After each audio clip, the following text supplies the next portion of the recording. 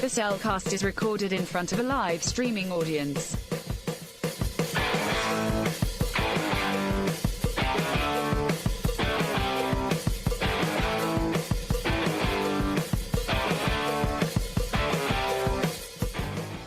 Hello and welcome to another episode of the Cellcast. Joining me today is a man who just recently ran out into no man's land.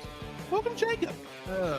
Well, I'm not exactly Wonder Woman. I can't deflect bullets. And yes, but I do think you got the ears for it. D-Lids, what have you been doing? Oh, great. Come on, D-Lit. What do you mean you haven't been doing anything? I can see the ears coming out of Jacob's head. Yeah. What's up, Doc? What do you mean they're coming out of my head too? Oh my goodness! D-Lids! Why do you keep doing this? Anyway, folks. That's what we get for hiring an AI assistant. Yes. Well, you didn't exactly hire her. She just kind of worked herself into the project. That is true. So we got to. But it does make this interesting. So that is true. Why? Thank you. And let me introduce our co-host, a man who feel like the cat's cute and everything. I get it. It's a cute little black kitty. But you realize this thing is maybe possessed? Welcome, Drew. You know what cat you're talking about. Are you sure? There's a cat right over there, man. No, that's just a figment of your imagination. Oh, okay. Maybe I do need to get checked in by a psychiatrist. Or how to remove these ears. Oh, those apparently will go back down in a bit, I bet. I would hope so. I bet. Come on. What do you mean you don't know? How did you do this in the first place? I haven't even... Wait, what was in that Coke? And when did she give you anything? I don't know. Now she's lacing our stuff. Be like, great. I'm going to have to run a virus scan on you, aren't I, D-Lit? What do you mean, maybe? Oh, great. Anyway. This sounds like a certain film that's, We'll get to that in a minute. Yeah. So, Jacob, how are you doing today? Man, I'm doing very good. Minus I hearing the passing of a friend of mine. Now let's just be like, she'll be truly missed. Truly missed. And I heard the news just before I came over. And it was devastating to hear. We didn't know it was going to go that direction, but yeah, just definitely pray for her and her family. Her name is Lauren. All right. Other than that, work has been good. By the way, Happy New Year, everybody. Yes, Happy New Year. Happy New Year. We're in 2023 now. Yes. Coming into our 5th season. In just a month. Just a month. That's incredible. Mm-hmm. So yeah, it's been pretty good. I think me and Ashley went out and Ashley's mother, I'm not gonna say names, had surgery, and we went and visited her in town, and then we went and had dinner, and she bought me this wonderful jacket for my birthday. Mm-hmm. It was a size too big. It looked like a blanket on me. A denim blanket. I've heard of worse things. Yeah. So we went and exchanged that, walked around a little bit, hung out, and then we went to a New Year's party. And yeah, it's been a roller coaster since then. Yeah. I'm trying to work on drawing each and every day like I used to, and maybe pumping more content out. Mm-hmm. And I've noticed I've got more traction on my my Facebook page, Jacob's Daily Art Corner. You can go check me out over there. I noticed I got a lot more traction now, which is very interesting. Sometimes it happens that way. Sometimes it does. Sometimes it does. It's like you put yourself out there artistically and creatively. Be like, people start to notice.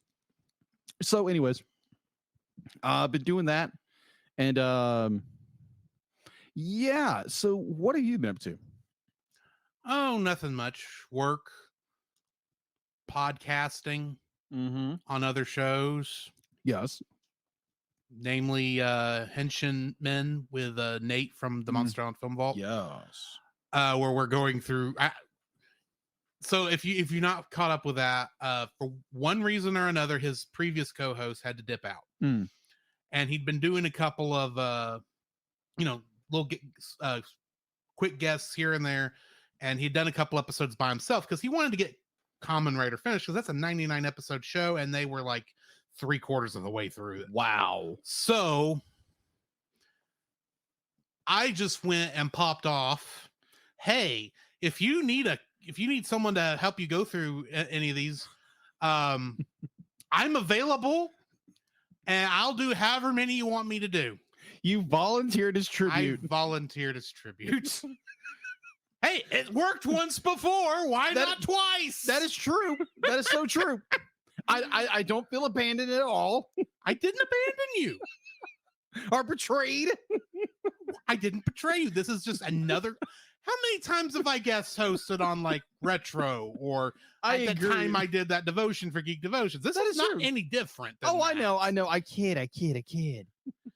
But I did not come in until like episode 86 of Kamen Rider. That is true. And I'm leaving like sometime around episode 97. Oh, okay. I think basically until either A, the show stops, or B, he stops calling me. Oh, okay. That's about where this is going to go. Totally Whichever comes first. Yeah, which would be like the idea of like you're helping a friend out. That's pretty much what I'm doing. Fine. That's cool. I love that kind of stuff. He wants to call me a co-host. That's fine. I'm just guest hosting. That's all I'm doing. It's just an extended guest host. Yeah, an extended guest host until get things worked out. Exactly. So go check out that. I think I shared that out on our Facebook page today. I saw that this morning. I was like, I need to listen to that. Yeah. Those 2 episodes are interesting, to say the least.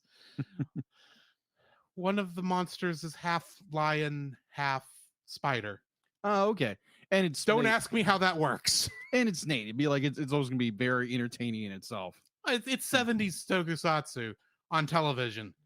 It's gonna be goofy, of course, but it's a great goofy. It's a fun goofy. So yeah, I've been doing that. Other than that, it's just been a normal kind of week. I gotcha. So Jacob, I have a question for you.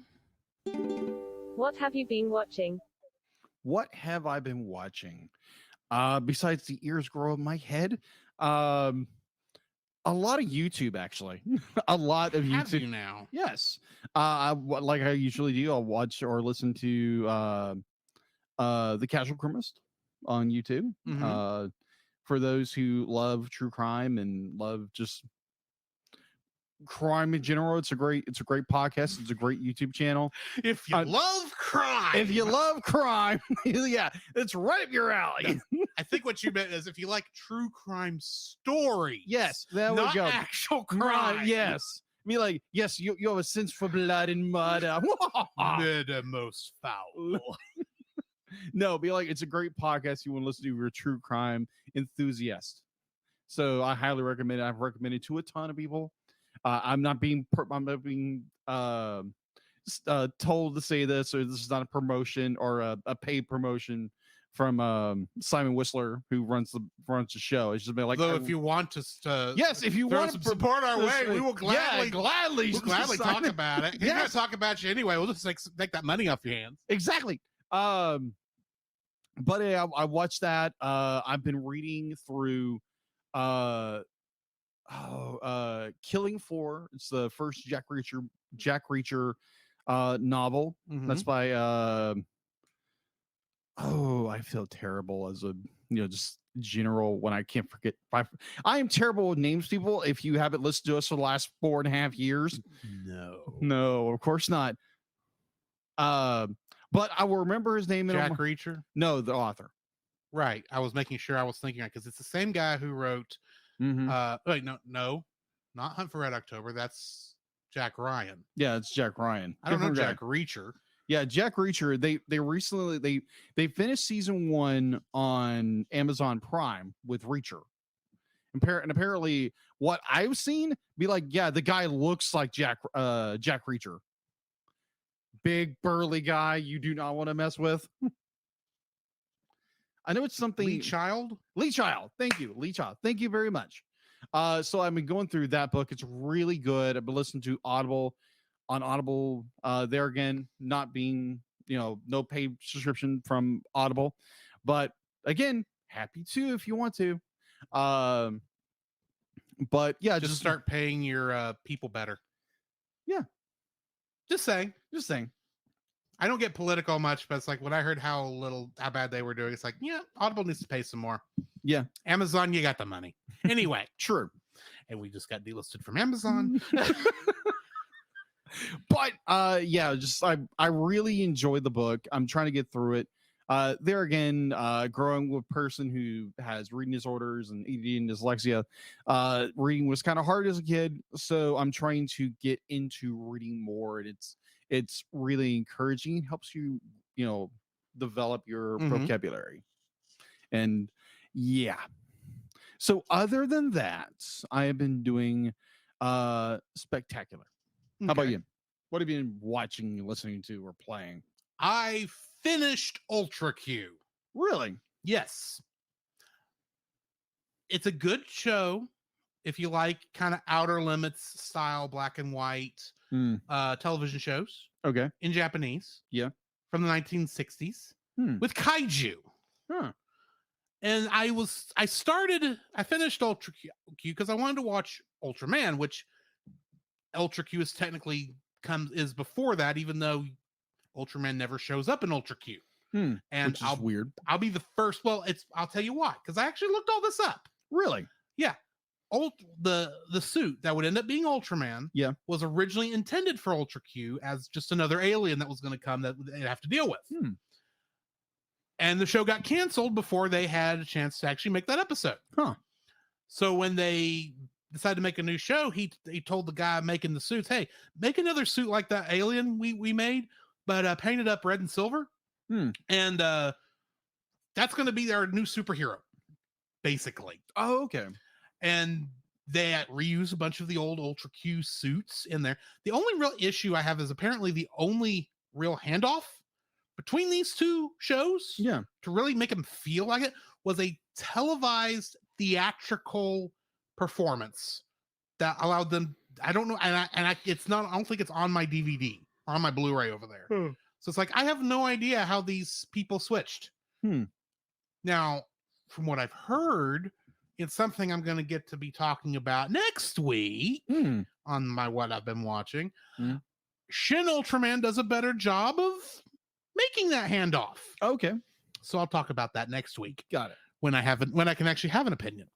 But until that point, along with that, of course, I've watched 2 episodes of Ultraman because I was curious. It's a good show. Of course, I've been watching Kamen Rider since I'm on that. Yeah.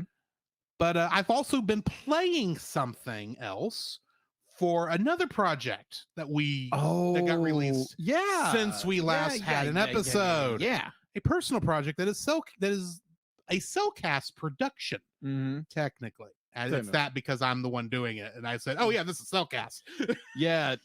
And also, we got a lot of stuff with the pipe. Just stay tuned. We got some stuff coming. Yeah. But I released the first 2 episodes of Untangling Kingdom Hearts, because I did technically already start Untangling Kingdom Hearts for Kingdom Hearts Key, which I'm going to return back to that in over the course of time. But I was wanting to get back to some of the stuff that really got me interested in the game. Yeah. And why not start with the one that got me really interested in the franchise? Okay. So, and there's a lot of things in there I kind of want to talk about, and I ain't 2 of them yet.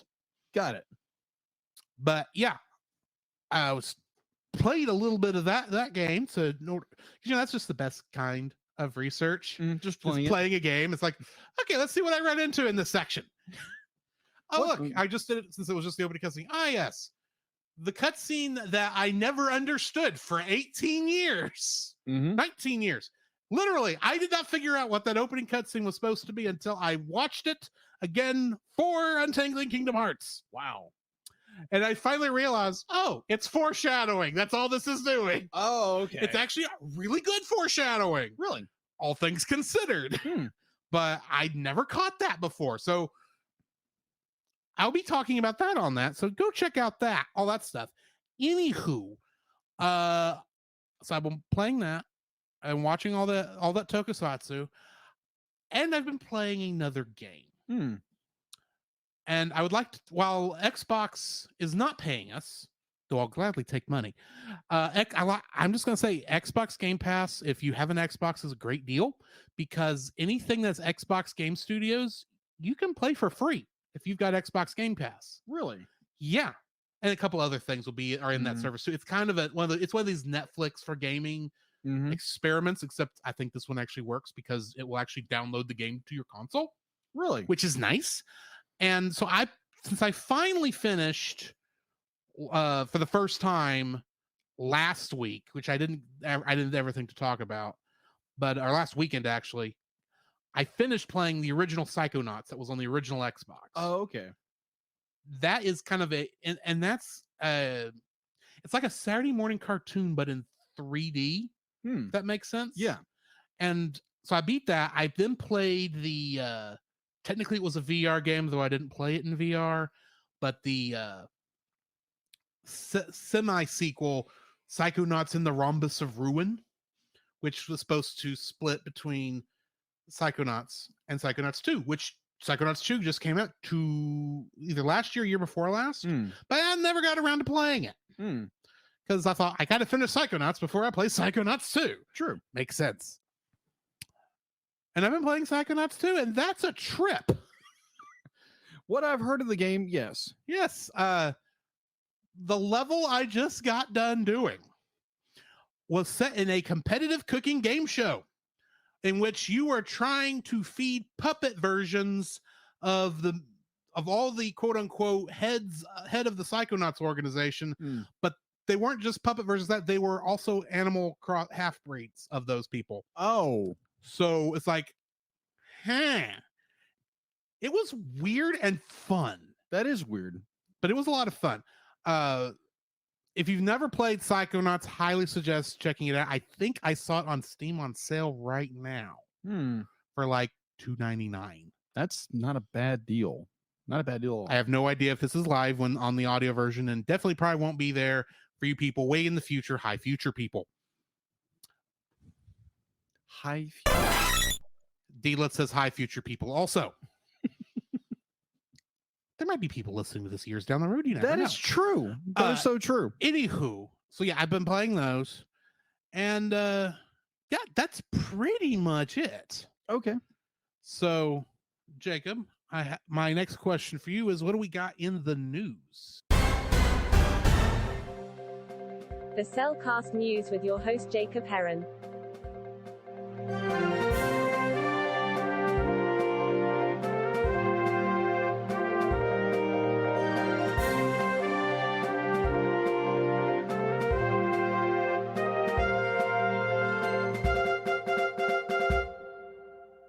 Why, thank you, D-Lit. For the ears, not so much. He says you're welcome. If I start growing up, I can tell we might have an issue. She also said you're also welcome for the ears, but whether you like it or not. Either or. Exactly. So in the news, so we're rounding out the end of the year for 2020 and 2022. Sorry, 2022. So if we're still in 2020, we're in trouble. Yeah, I'd be like, why are you talking about stuff you're supposed to be talking about in the future? Either or. So for the year 2022, they put out a graph of the top movies of the top animated movies of the year, and so I'm going to read off a few of them. But beforehand, I want to pick Drew's mind. What do you think is the number one movie animation wise in the US of 2020 of 2022? 2022. Yes. Avatar: The Way of Water. It's anime. It's anime. That's why I said Avatar 2: The Way of Water. It's pretty. I agree with you. There's on a that. lot of animation in that movie. Yes, there might is. be close. But no, it is not. Okay, let me give you a serious answer. Okay. How's that? Yeah. Let's see. What do we have this year? We reviewed most of these. I figured we did. So we had Encanto very early on this year. Yeah, very early on. Although that may have technically been last year. I think it was last year. Okay. I Let's see. We also had The Bad Guys, which deserved more than it got. Agreed. We also had Dragon Ball Z, Dragon Ball Superhero. Mm-hmm. We had Lightyear. Mm-hmm. We had Turning Red. That was this year. It was, yes.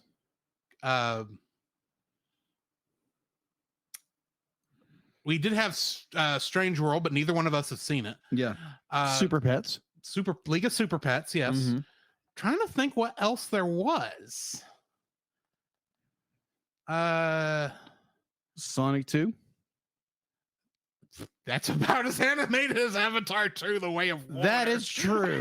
That is so true. I ain't count it, but I also counted Avatar 2. True. Oh, I'm going to say Sonic 2 because I think that one did better than I think a lot of stuff did this year. Well, performance-wise, whether it was better technically is another matter. Okay, you were off by one. In the United States, it's Minion Rise of Gru. We still haven't watched that one either. No, we haven't. I mean, like, heck, we have to get through the rest of the Minion movies to do that. We got to get Despicable Me 2. We got to get, Despicable Me 2, Despicable Me 3, Minions 1 before we get to Minions 2. Yeah. Technically, this is Minions 3. Because there was a Minions 2. This is Minions 2. Okay. There's not been a Minions 3 yet. Now, granted, Minions: The Rise of Gru has been on the list since 2020. That is true. That may be where the confusion here lies. There possibly. You keep talking. I will do some looking up. Oh, okay. I'm fairly certain I'm correct. All right. So, U.S. gross was Minions: Rise of Gru with $365.6 million, followed closely by Sonic the Hedgehog. I'm presuming that's 2. Lightyear, The Bad Guys, DC League of Super Pets, Song 2, Puss in Boots, The Last Wish, La La Crocodile, Dragon Ball Super, and in dead last, Strange World. That makes sense. That is true. Degree. So we got Despicable. I'm looking at the list right now. Okay. Of the main series, okay, we got Despicable Me 2, 3, and 4 in 2024. Okay. Did not know 4 was announced. Minions and Minions: The Rise of Gru are in the prequel series, but that's all there is. Oh, okay. I'd be like, I thought Minions Rise of Gru has shown up 3 years in a row. That is true. So that's probably where the confusion lies. Yes, because I think it was nearly done in 2019 and it got delayed to 2020, and we all know what happened in 2020. Thanks, COVID. Yes. You put this 4-year-old movie off. I'm curious. I'm generally curious if Minions: The Rise of Gru, ever since it was produced from 2019 2020, I'm curious. I have to actually. I don't remember. No. Of course, it was in production in 2020. Yeah. The studio had to shut down due to COVID, and they weren't able to complete it until late 2021. Far as I understand, or they were continuing to work on it in 2020 or 2022, and they're releasing it this year finally. But I'm curious if they play jokes or they reference thing that is something from almost 4 years ago. It would be a little weird considering the movie takes place in 1976. That is true, but it'd be like they always throw jokes, modern jokes. True. It's a historical or okay. I was wrong about it originally supposed to be coming out in 2019. It was nearing the end of production in 2019. Oh, but it was it was not originally supposed to come out until midway through 2020, and we had already been seeing trailers for Rise of Gru at the end of 2019 along with Trolls. I got you. And Onward. I think those were the big animated ones at the time. Okay.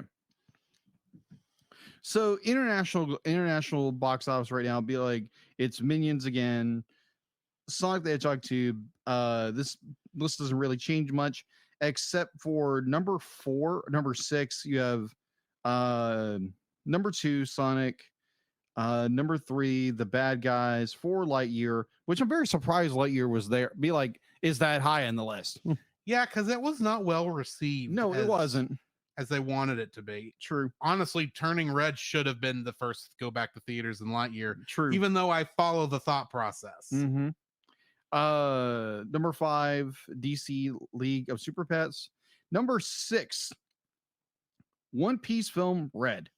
Yeah, well, neither one of us saw that. No, because we've not watched One Piece. I've watched about this much of One Piece out of the thousands of episodes they already have. I watched the first 20 episodes of the real dub, not the original 4Kids dub. Oh gosh, that rap. Oh, I remember that rap. Gotta go. It's catchy. It's catchy. I don't know the whole thing. Me either. Set sail for One Piece. It's the name of the treasure in the Grand Line. All right, so number 6, Puss in Boots. 8, Lala. I forgot about the Puss in Boots. Yeah, I think this is the second week in a row I forgot about Puss in Boots. Yeah, Puss in Boots. Lala, Alec, Crocodile. Number 9, Dragon Ball Super, Superheroes, and Stranger Things is not number 10. It is a Strange World, you mean? Strange World, sorry. Strange World's probably not even on the list. No, it's not. Which is sad because I'm now just curious what this movie is. Yeah, because there are sometimes these movies are perfectly fine and they just get a bad rap. Agreed. Like The Good Dinosaur. I think The Good Dinosaur is a perfectly fine movie, but everyone talks about like it's the worst thing Pixar ever made. I got you. And then I wonder if they remember some of the other Pixar films. Like A Bug's Life. Anyway. Sorry, I got caught off guard by one of the comments. That's been up there for a good 10, 15 minutes. Yes, I know. I just saw it. So either way, so that is the top 10 releases from 2022.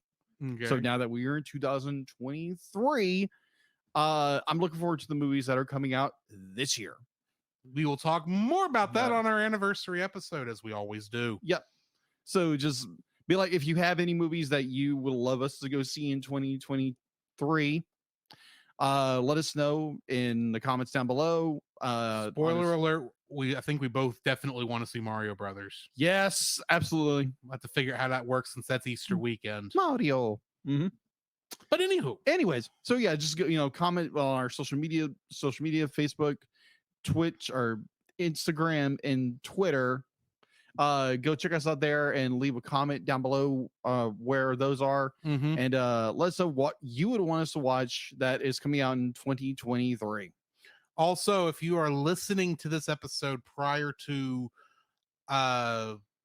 February, prior to Valentine's Day, let's say, go to our Facebook page. Yes.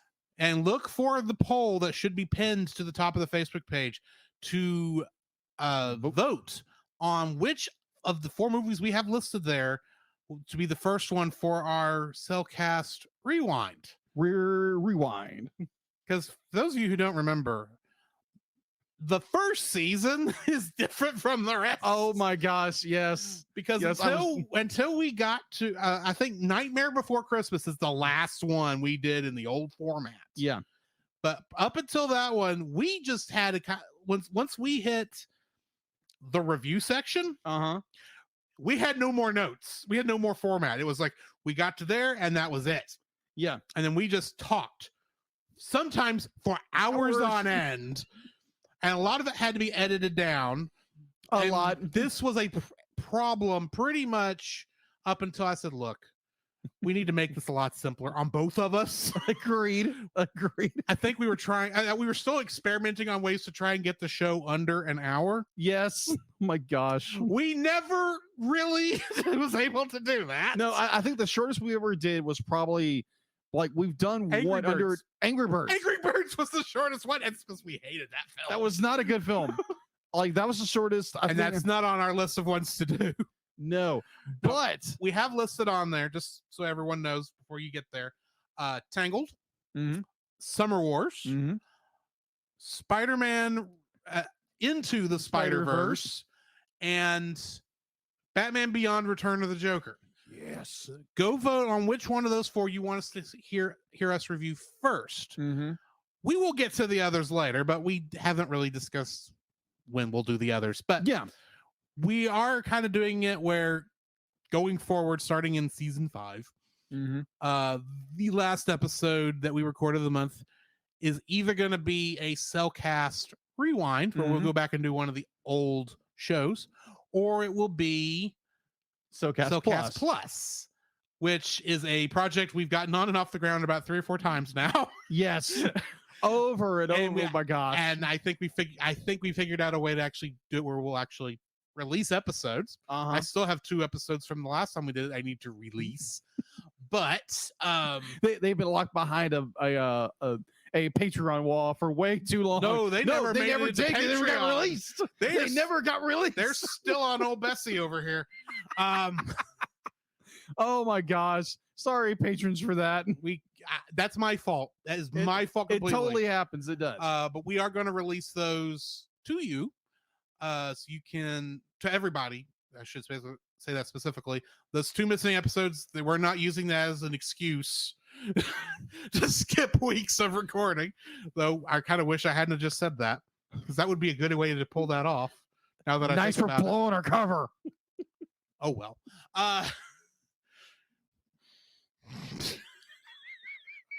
Anyway, oh my gosh, this is gonna be interesting. Let's say that. Yes, because but basically on the Cellcast Plus, what we're going to do, if y'all don't remember, is we're going to review live action films. Yeah, we don't know which ones yet.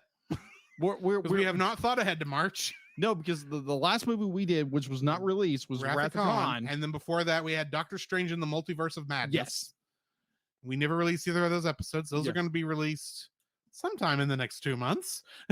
So if you're thinking about it in the what would that be, like January, February, March?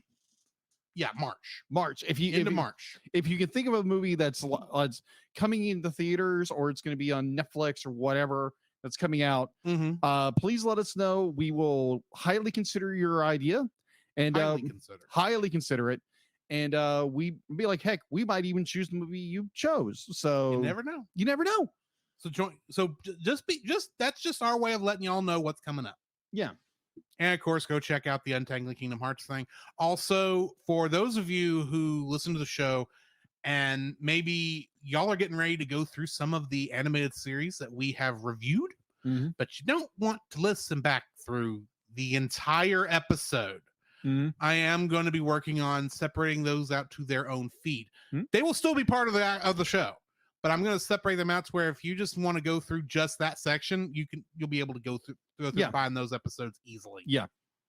So, you ready to move into the spoiler-free section? Yes. Of our reviews tonight? Yes.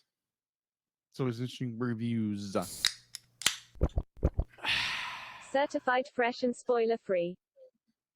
First off, let's talk about this is a spoiler-free thing on my pet cat Lucy. I keep wanting to say pet, but it's my cat Lucy. Yes.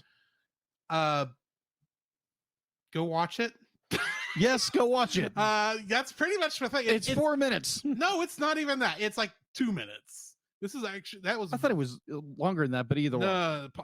The other one is like 4 minutes. Oh, okay. And this one is 2 minutes. That's right. I think. You know what? I can go double check because this is still in my watch later on YouTube. Because I hadn't gotten it out of there yet. But yes, it is highly worth watching. Oh yes, definitely go watch it. It's a fun little thing. Both of our video shorts tonight are student works. Yes, they are student works. So be aware of that. Yeah, my cat Lucy is 2 minutes and 16 seconds, including credits. Yeah. Very good. Very highly worth watching. Is it really that scary? No, not really. It's more comedic. There's a little bit of a horror element. Yeah. And there are a lot of comedic moments in there. It's like, oh my gosh, that was clever. the fact that it is 2 minutes might be its biggest downfall. Mm. But let's get to that. That is true. I was personally, I was looking for more adventures of maybe Lucy and her the demonic fireball. Yeah. The other one we're reviewing tonight is Poilus. It is 4 minutes and 39 seconds long. There is no voice actor in it. It is, so even though it is French, I believe, wherever Isart is. I think you should go watch that one too. This one though, maybe not let the kids watch. Yeah, it's a little darker. A little dark, a little deep, but it's got a great message to it. But definitely for kids, it's more like, oh my gosh, you're gonna be explaining a lot if you're watching with the little kids. Yes. Just fair warning. Yeah, it is France because it's in Paris. Mm-hmm. And Canada. Hey. There's one of these in Canada. And Tokyo, which doesn't surprise me either. Anyway. So yeah, those are the two things we're reviewing, and pretty much that's all we can really say spoiler free, because these are shorts. They are short. There's not much we can talk about without spoiling stuff. Yeah, minus I spoiled the ending for My Cat Lucy. Sorry. No, you didn't. Yeah, I did. No, you didn't. Okay. We didn't. Well, I guess maybe in the intro we did. Maybe. Moving on. Be like, it's a short. Join us on the other side of the bumpers. Yeah. And we will get to spoiling this thing. So even before be like the bumpers in, I guarantee you'll finish My Cat Lucy. Both My Cat Lucy and Poilus, we will have the links for in the show notes. So if you want to pause now and go watch those right quick, and then keep listening to us again, we'll be on the other side of the bumpers probably right before you get back, because you'll have, we do want you to hear the commercials for our good friends and other things we want you to know about. But yeah, those are going to be in the show notes, so go check that. This podcast is a proud member of Culture Box. Whether you enjoy geeky reviews, comedy, or original fiction, you can open up the Culture Box and find something excellent for your soul. Point your web browser to culturebox.media. This week, we suggest checking out the Untold Podcast, which is a speculative fiction podcast using the genres of sci-fi, fantasy, and horror, among others, in order to engage the culture's imagination from a Christian worldview. Every month, Nathan James Norman produces and narrates a new story presented in a unique and dynamic way. Check out the Untold Podcast at theuntoldpodcast.com to listen and leave a review on Apple Podcasts. The Cellcast would like to thank the following patrons: Josh Adams, Ashley Ruiz, Book of Gaming. To get your name on the show, plus uncut episodes, early access to the Cellcast Plus reviews, and special art from Jacob, please donate to us on Patreon.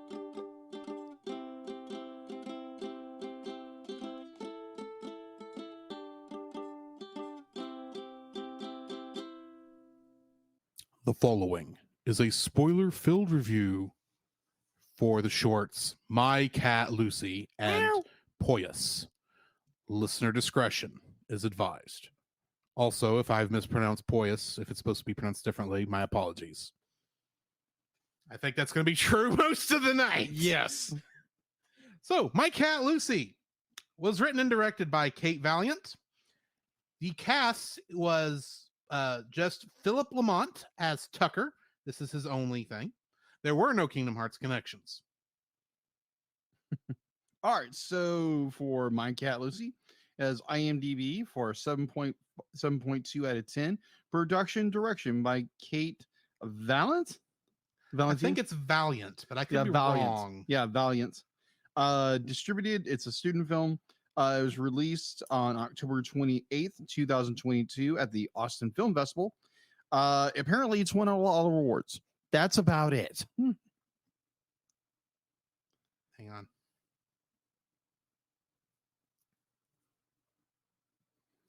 I believe it was created for the Ringling College of Art and Design. I just went and looked that up. So technically, they distributed it. Oh, okay. Good deal. Did not want to leave that out. Sorry. Didn't mean to. Ow, my not knee. mean to punch your knee. Ow. Moving on. Hurt, abuse, ouch, help. Help, he's being repressed. By me. Help. Let's get into the summary. Tucker condemns his cat Lucy for being a demon. She does appear to be possessed by a demon, but it was just a hairball. And there was no trivia for this, other than, this is speculation on my part, the cat being named Lucy might be short for Lucifer. But he was a cat on Cinderella. Yeah. Lucifer. Anyway, also in Kingdom Hearts. There's your Kingdom Hearts connection. Lucifer was in that, but that's loose at best. What's your first like? Oh my gosh. Fantastic animation style. The style in which let me get her name right. Kate did in this short was absolutely phenomenal. It's very whimsical kind of style. It kind of harkens back maybe like the early 2000s kind of art style in a way, but more modernized. And when the demon comes out, it's like, oh my gosh, be like, it's got a little fright to it, but how it's animated, it's got more like this whimsical, it's a horror comedy. It's a horror comedy. There we go. Great description. It's a horror comedy, and it's done so well. And this little boy gets way over his head, and it's so funny that he just just the way it's animated, the way it flows, just so well done. And just props for this student film. It is so well done animation wise, and the styling of which it's done, and yeah, I really enjoyed it. It was a lot of fun. That's why it's on my list. So yeah, that's my number one. First thing I liked about this is that even though it's a 3D film, it uses heavy squash and stretch. Yes, it does. That's what I also liked about it. I love that. A great cartoony feel. Uh-huh. Which you don't normally get in 3D animation. No, you don't. Because the people who made the animation never thought of using squash and stretch when they were making stuff in the past. So yeah, I love this kind of a Looney Tunes-ish kind of feel to it. Yeah. Which is not why I'm wearing this shirt. No. I am wearing a Looney Tunes shirt for you audio listeners. But you're welcome. Yeah. It just has a nice cartoonish quality that even though it has this bit of a, like you say, a scary bit of it, there's a horror element to this. It never feels like it's like scary. No, it's kind of scary. Kids would be scared by this, I think. But for someone like me, it's like, okay, yeah, that's just kind of fun. It's kind of got that horror-esque thing, especially when the cat eyes go really thin. Yeah. That's great. And the fact that the little hairball at the end that apparently contained the demon core had eyes. Yes. And it was the cat's eyes. And the part I really like the most is during the transformation, as the cat gets bigger and bigger, at the very top, you can see its ears just pop out. Yeah, that was just such a good touch. Oh, that's just nice. And it goes from being this cute little kitten and in its small form to when the full transformation, it's big, huge, grown-up cat with a forked trident as a tongue. Literally forked tongue. Forked tongue, yes. And yeah, it's just a funny little thing. The comedy, I think, is spot on. This will lead into one of my dislikes, but we will get to there when we get there. Okay. What's your next like? Mine is I'm just gonna say this because I am a dog person, true to my heart. You hated it because it was a cat. No. Like my second like is I knew they were evil. Laugh out loud. The ending. The ending to this is so well done. The cat was not evil. I know, it was the hairball. It was the hairball. Exactly. That's why I loved it. It brought out the worst in Lucy. Yes, exactly. And oh my gosh, the point where the boy is pointing out things that the cat has done, which a cat normally does anyway. Be like the things he points out, it's like and you do this thing, and it's all the normal stuff you see cats do, but he's describing it like it's like witchcraft. And you're just fine with it. And then you attended that meeting at the end of the cul-de-sac. It's like, wow. Like, whoa, wait a minute. Okay. Yeah, and maybe you got something to go on here. But... Maybe. But how this ends is, if you haven't seen it already, like in between the bumpers, be like, it's where be like the boy, he distracts the demon cat for a moment with the door stopper. Yes, which I've seen cats do. Oh yeah, it is hilarious. By that. Oh yeah, I've seen dogs do it. It's hilarious. It's a weird. I've done it. When I was 4 years old, I got distracted. Well, I think we all did it. Door stopper thing, of course. But be like, he finally gets the cat distracted by the door stopper, and he pulls out his holy water and sprays the cat with a squirt gun. And a squirt gun. Bad kitty.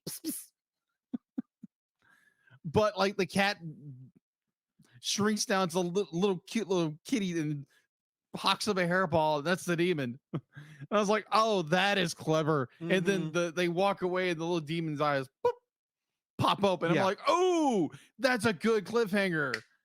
Can we get another? Just saying. So yeah, my second kind of bouncing off that is that this is just a great little horror comedy. It is. It's so just good. A fun little thing. It's not trying to say anything. It's just, let's just have a little bit of fun here with, black cats being evil. Black cats aren't evil, despite what Jacob says. I don't think Jacob even thinks black cats. No, I don't think he's just being funny. I've met plenty of black cats. Who are just the coolest cat ever. In fact, black cats are the ones that really need adoption the most, and they're very particular about them because they're afraid people are going to do horrible things to black cats because of the unfortunate connotation they have with witchcraft. Very true. So putting all that out there. Yeah, very true. So a little side story before you continue. So when I was born, my parents had a black cat named Scudder. He was a minx. And so as I was growing up, as my younger brother was born, and so we lived on 9 acres. So apparently Scudder didn't like it so much. So Scudder would, every once in a while, we would go outside and we follow Scudder into the woods. Scudder was trying to get us lost. Yeah. If Scudder didn't like you, he probably was trying to get you lost. And plus, I was watching Rocky. You took away his happy life by being born, because he used to be spoiled rotten. I bet. Oh yes. Even if you wouldn't consider it spoiled rotten from his point of view. Oh he was spoiled rotten. He was spoiled rotten, and I totally get it. Around took away the attention he used to get, so of course he hated you. That's true. And plus, I did box him in a corner one day. That would do it too. When I was 3. That would do it too. Oh my gosh. But yeah, I love that cat. It was such cool. And definitely, yeah. Either or. Side story over about my childhood cat. Either or. So yeah, this is what I like about this is every cat owner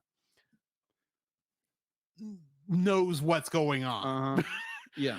Granted, none of us have, at least I assume none of us have, seen our cats grow into giant monstrosities that fill the room and try to attack us with their literal forked tongue. They just attack us with their teeth because they think we're playing with them. Yeah. It's their hunter instinct coming. Yeah, that's all it is. But all the little things about the cat just doing all this weird stuff, except for going down to the meeting at of witches in the cul-de-sac. Can't say I've ever seen a cat actually do that, especially wearing the little robe. But everything else is like you're watching this and going, yeah, these are just this is like natural cat things. You're overreacting, kid. Of course. 3, 2, 1. Oh, you're not overreacting. It's actually a demon cat. It is actually a demon cat. Okay, how you gonna get away with this? Oh, you distract them with the door stopper, because every cat will be distracted by that probably. The only other thing you could have done to distract them is if you happen to have had a laser pointer or a feather thing. Oh my gosh, yes. If you had one of those, you could have distracted them that way too. Granted, the door stopper is easier to animate probably. Yeah. Especially in the amount of time they had. And definitely how it's done. Everybody. Yeah, and they distracted them long enough he could go over and get a super soaker full of holy water that somehow causes the cat to shrink because like holy water. Yeah. Anyway, and that is how you train cats that what they're doing is wrong. You spray them with water. Yeah. Because cats hate water. Yeah. Some of them. They don't hate water. Yeah. Maine Coons actually love water. I won't work with them. But a lot of cats just don't like getting wet, as you well know. Yeah.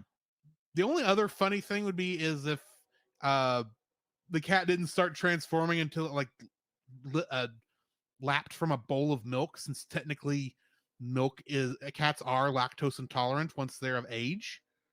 Technically they are. Really? They will still drink milk because of the kitten instinct, but they technically are lactose intolerant.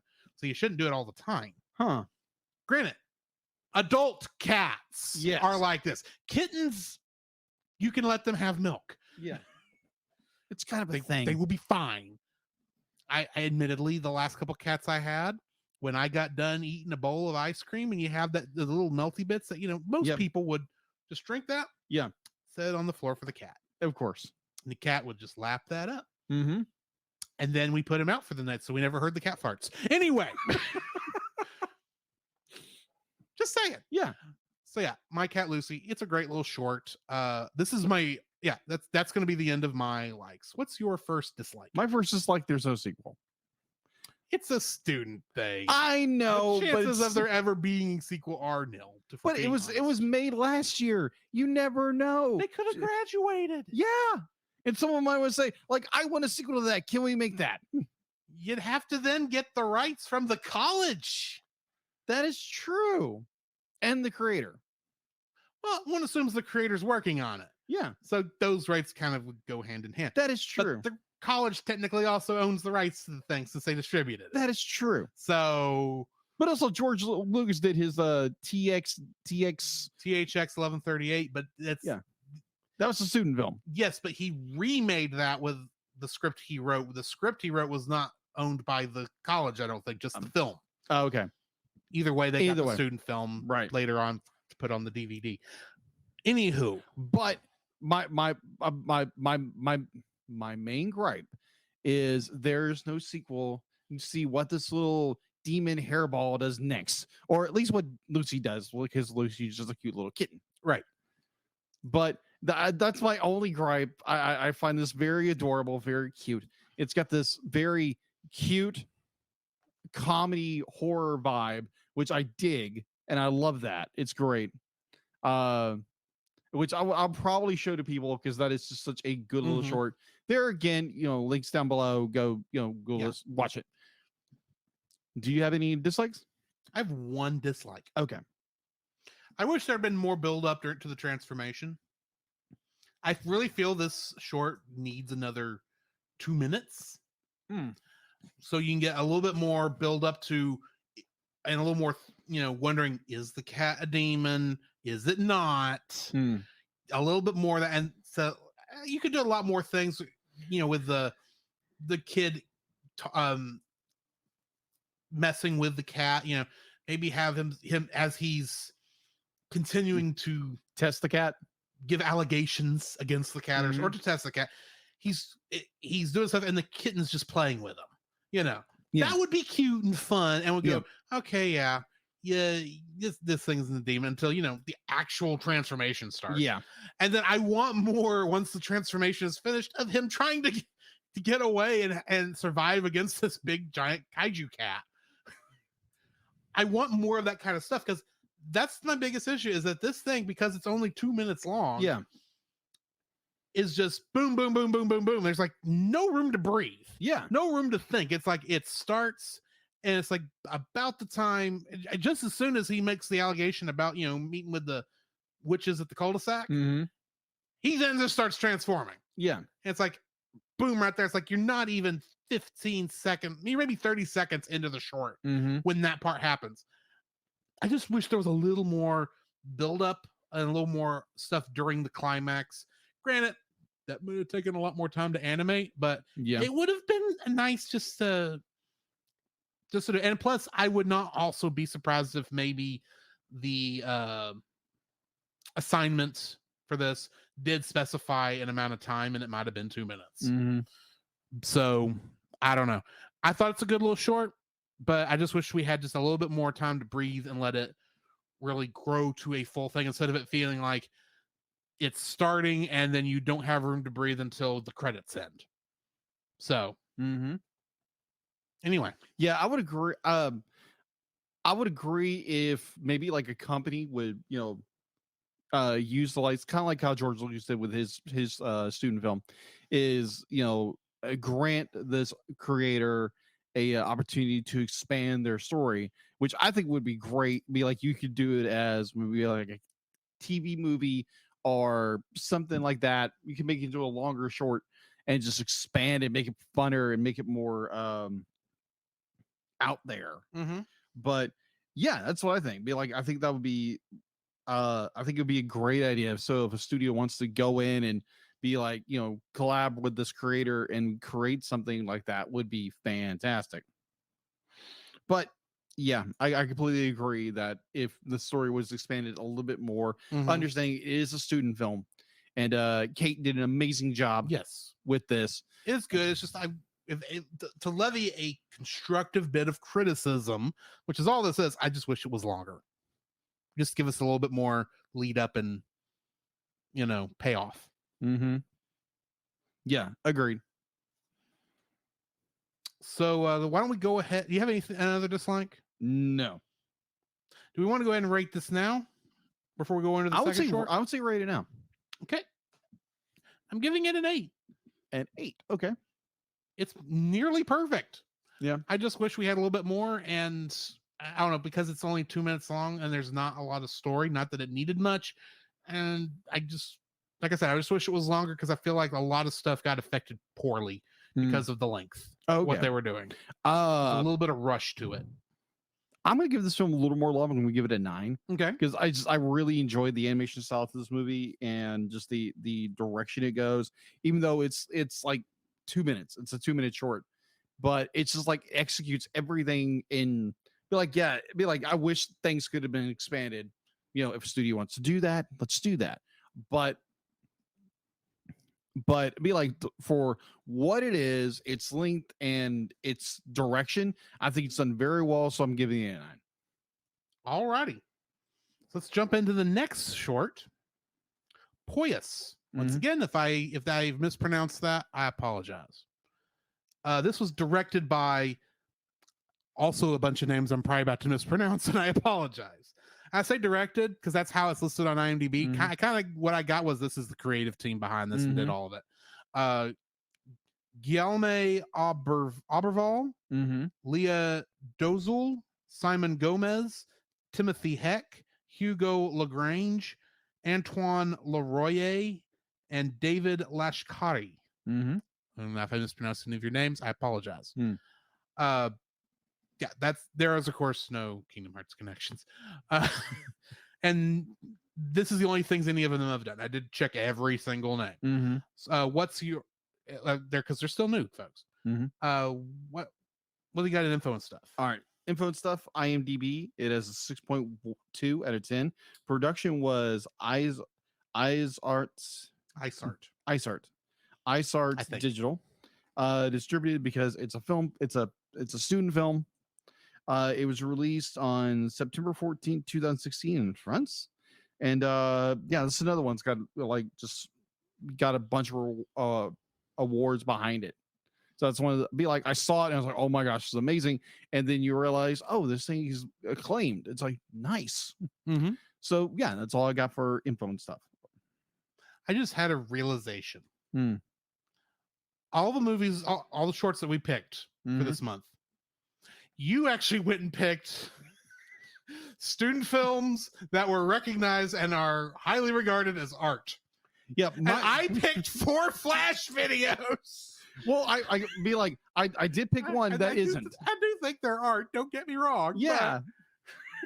I just realized you put a lot of thought into this in love of up and coming animators, and I did something for 20 years ago back when Flash animation was still new. Oh my gosh. So you went modern, I went historical. Exactly. That's my excuse. There we go. And plus, the one we're doing next week came out, I think, either late last year or early this year, or no, late last year, which is a really good. I can't wait for you guys to see it. It's really well done, and it's Dragon Ball related. Yeah. But it is a follow Dragon Ball, but it's so good. It's related. But it's Anyway. a passion project for this guy and his team. So yeah, that's the reason I put it on there. Anyway, summary for Poilus. Yeah. A young hare, Ferdinand, is playing the harmonica before the battle. Soon the signal for attack will be given, and Ferdinand will face the terrible enemy on the battlefield. There's no trivia for this other than it's World War One. Though I will go ahead and bring this up, even though I'm going to bring it up later. This being World War One, there's a hymn, at least I think of it as a hymn primarily, that he plays on the harmonica. Yeah. Did you catch what it was? I'm not sure what it was.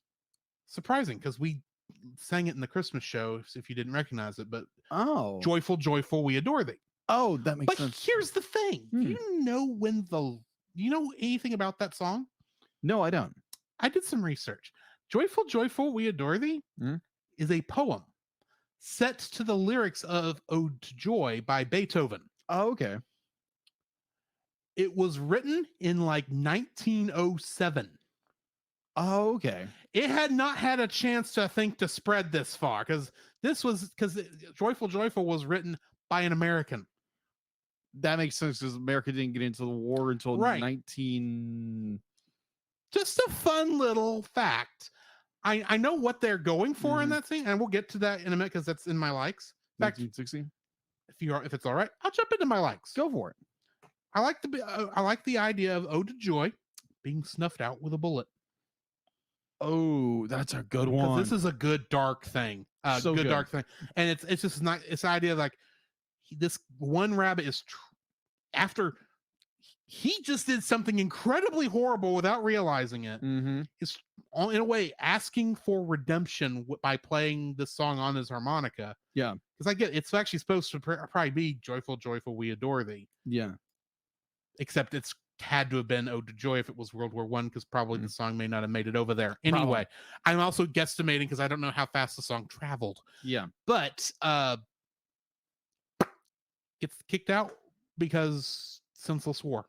Yeah, because this is obviously also an anti-war thing. Short. Yeah, that is obviously what they're going for. Agreed. Because we don't even. I don't think we even see the enemy. No, we see. Well, we see something. The victim of his circumstance. We see the victim. That's the thing. Are they the enemy? Yeah. That we'll get to that. But yeah, I love that quick visual image of it's it's rising. You can hear that do do do do do do playing on the harmonica, and all of a sudden, boom, and the war starts again. Yeah, it continues. It's a vicious cycle. Agreed. Or spiral, as I brought up in Bible study last night. That is true. Anywho, I thought that was, as much as I detest the action of the character, I liked artistically what it was getting off there by having that shot hit right there. So yeah, that's be like it's my first like in this movie. It reminds me so much of what happened in World War One. I'm sorry. So during the first year of World War One was 1914, and they were in the middle of the trenches, and Christmas was coming up. So this is heavily documented. I figured you were about to talk about the Christmas truce. The Christmas truce, Beowulf, the whole bunch. So this reminded me of that. So you had commanders were told you be like you can't stand down, you can't do nothing, and Christmas come along, and these people were like longing to do something different, and all you hear is one point where it's a song. They start singing Silent Night. They sing Silent Night, but it starts in the German camp. Yes, the Germans start singing it in German, and then the British started singing along with them from the other side. And that just killed any thought of their day, any of them fighting each other, because in that moment they found brotherhood. Oh yeah. Now they still, at the end of the day, at the end of Christmas, had to return to each other's side and continue the fight. But yes, agreed. Yeah, agreed. Sorry, didn't mean to. No. Cut you short there, but that is an amazing story. It is an amazing story, and be like, if you want to go watch documentaries over it, go for it. It's so well done, because there again, I'm a history nut. I love this kind of stuff. And actually, the only reason I heard about this was actually a Garth Brooks song. And being a Garth Brooks fan, I guess he's good for something. I guess. Hey, kid. I have to get my needles in just like you get your needles in. Okay, gotcha. Hush. Dylan, quit texting him on his watch. Yeah, thanks. You already got the ears. Don't go. Actually, admittedly, it does look like they're getting shorter. Yeah. So maybe we'll be done with this before X-Men. Hopefully. Oh, I can't wait for that one. But so be like, this was a very monumental moment in history where be like people laid down their arms to celebrate Christmas. Mm-hmm. And I found that so incredibly moving and touching. In this, they kind of, because you have this lone hare who is just trying to drown out the world, drown out what's going on, and force the fight. And he gets lost in no man's land. He winds up shooting the enemy, and he just winds up. Or is it? Or is it no man's land? We don't know. Well, it is no man's land. We don't know if he shot the enemy. Mm-hmm. Yeah, it's got this beautiful moment where be like our main character be like realizes what he done, and he sees that he thinks he did. Like he's the other character, the victim of the soldier has a harmonica, and he wants to like you said, kind of repent of what he did. Repent, and that soldier may still be somewhat alive. Mm-hmm. So maybe serenading him off to meet his maker, and he follows right behind him. Yeah, agreed. Yeah, it's just like it's. Sorry, I keep interrupting. No, you're good. You're good. I'm actually looking up something while I'm trying to figure something out. But this, be like, it's so well done. It's just like this moment where everything stops and the war continues. So there's a quote that I absolutely love, and I want to get to it real fast. And so I'll get to it in just a minute. So just give me a moment. Well, while you're looking that up, let me go ahead and hit my next like. Go for it. I like how it shows the horrors of war. Yeah, agreed. Because here's the thing. It's showing him having to run out into no man's land. Mm-hmm. He doesn't know if he's going to survive. Probably isn't going to survive. It's probably because you don't really hear much of him coming back from that. Mm-hmm. And he gets hit with, I don't know if it was a bomb or something, but he gets hit with that. And all of a sudden it's like he's in, I'm not going to say hell. Yeah. But he's in a nightmare world. Almost, yeah, agreed. To some degree. And he's running through there. There's this giant, it looks like a giant monster with a gas mask chasing him. And admittedly, those gas masks do make people look like monsters. Yeah. Of that era. The ones, the gas masks of that era. Yeah. So I understand, why that would scare the living daylights out of him. And just because he was trying to protect himself from this big, horrible, scary thing that was going to kill him, he ends up shooting somebody. And I keep saying somebody because when we get to my dislikes, we'll get there. But I mean, I am not sure. Yeah. Honestly, if he killed an enemy who happened to have a harmonica, or if that was a friend, because we never see who the enemy was besides maybe that one character. And I think I'd have to go back and look, but I think they were wearing virtually the same uniform, which is what. Yeah, it was gray and blue. Yeah, just like his. Yeah. So was it the enemy who just happened to have the same color uniform? We don't know. Don't know. Yeah. So but we'll get to that when I get to this. So the song I'm referring to is called Bellerwood. It's the very end of Garth Brooks' 7 album, which came out in 1987 or 1997, and this is like a very snippet of the song. Then I thought that I was dreaming, for right there in my sight stood a German soldier neath the fallen flakes of white, and he raised his hand and smiled at me. I always get choked up listening to this one. It's always great. Where was I? And he raised his hand and smiled at me, as if he seemed to say, "Here's hoping we both see us find a better way." Then the devil's hand clock struck midnight, and the skies lit up again, and the battlefield where heaven stood was blown to hell again. But for that that one fleeting moment, the answer seems so clear. Heaven is not beyond the clouds, just beyond the fear. Now, it's not referring to like, heavenly, God is, but it's more be like the idea of like, peace is just around the corner. And it's just that moment of where things are great, and be like, and then it just goes to hell. But it's just that, it's just beyond the fear. And I just, there again, I'm getting choked up talking about it. Right. But like, yeah, I love that part of that song. And it just like, it hits me every time I hear it. But yeah, I just thought I would love to share that with you guys. And it's very fitting for this short, because like war is brutal. It has to be. And but with that idea, this character wants to condone for his sins by trying to play the harmonica, and he's simply just mowed down, because war is senseless in some ways. It's necessary, but it's cruel and unfair. But yeah, it's what it is. But yeah, I found that very touching. I found it very moving. And so to get into my second like of this short, yes, it is gloriously disturbing. Mm-hmm. Kind of like how I said with the historical background with that, and how it's just the senseless brutality of it. It is just beautiful. It's beautifully animated. It's just so somber, and how we would think the trenches of World War I in Europe would have been. It was a hellscape, and how it's animated, how it's lit, and it's so well done, and it's beautiful. Like I said, beautifully disturbing, and it's so well done. And I watched it the first time. I'm just like, okay, that hit me hard. And I think it's just if we there again, we live in a fallen, broken world that is corrupted by sin. And that Jesus came to save us from our sins, and yet we still try to destroy each other. And I'm not saying be like kumbaya and we all need to live in harmony. It's never going to happen.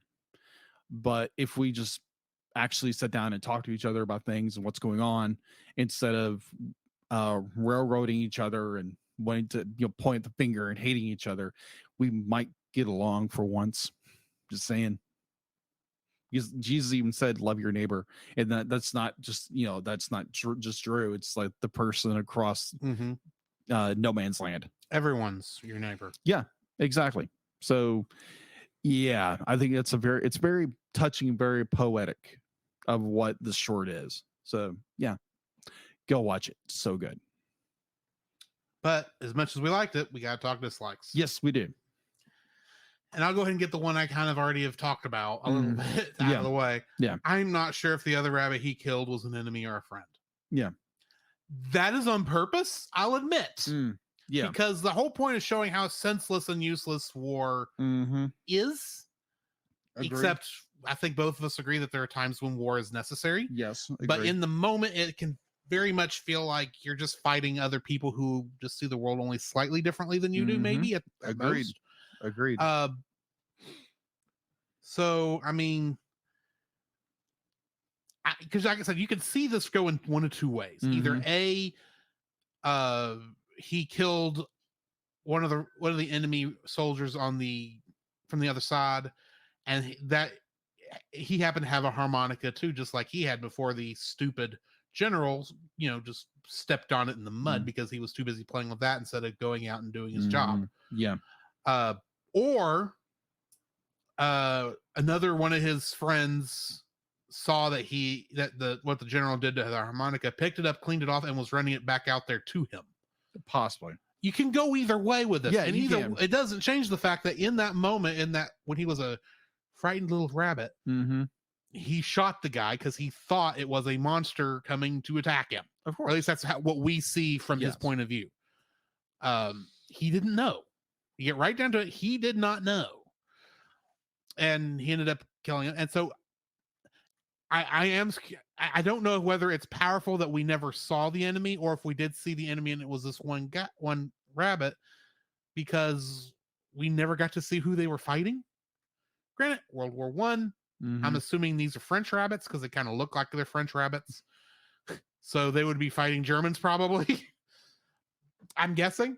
But we never got to see. So, and you really couldn't make out what the other uniform. You couldn't make out a difference between uniforms. So I'm actually looking at the clip right now, and it looks like our main character, he's wearing like a light blue coat.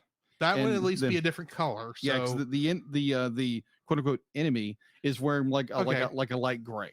So there's distinguishing between the characters. Now, granted, they all look like the same hair. Well, that may be part of the point. Yeah, but since he is wearing a different uniform, we'll go with the probably the more obvious one, that the rabbit is the enemy. Yeah, was the enemy soldier that he ended up killing, and then found out that the enemy he just shot was just like him. Yeah, agreed. And don't get me wrong, I love what the message there is and how they got it across. Oh yeah. But the fact is, this is the only enemy we see. It doesn't feel like much of a battle, unfortunately. Granted, you feel the horror of war from this one character's point of view. Oh yeah. But it's not much of a battle when you only get to see one enemy. True. That is true. But also you're dealing with limitations when and you're I am nitpicking. Of course. I am very much nitpicking. Yeah, very much. I would agree with you on that. That be like if there was more, we could see more of the enemy. Because there again, that probably wouldn't like cost that much to do that. But there again, we are dealing with restrictions and it's a student film. Be like you're trying to get your point across as your very gut punch point across. Yeah, I totally get that. I do. I completely get that. Okay. My dislikes. I don't know if I have any. I have one more. Okay. And I think this might be more of a nitpick also. But I really think it should have ended with the bullet.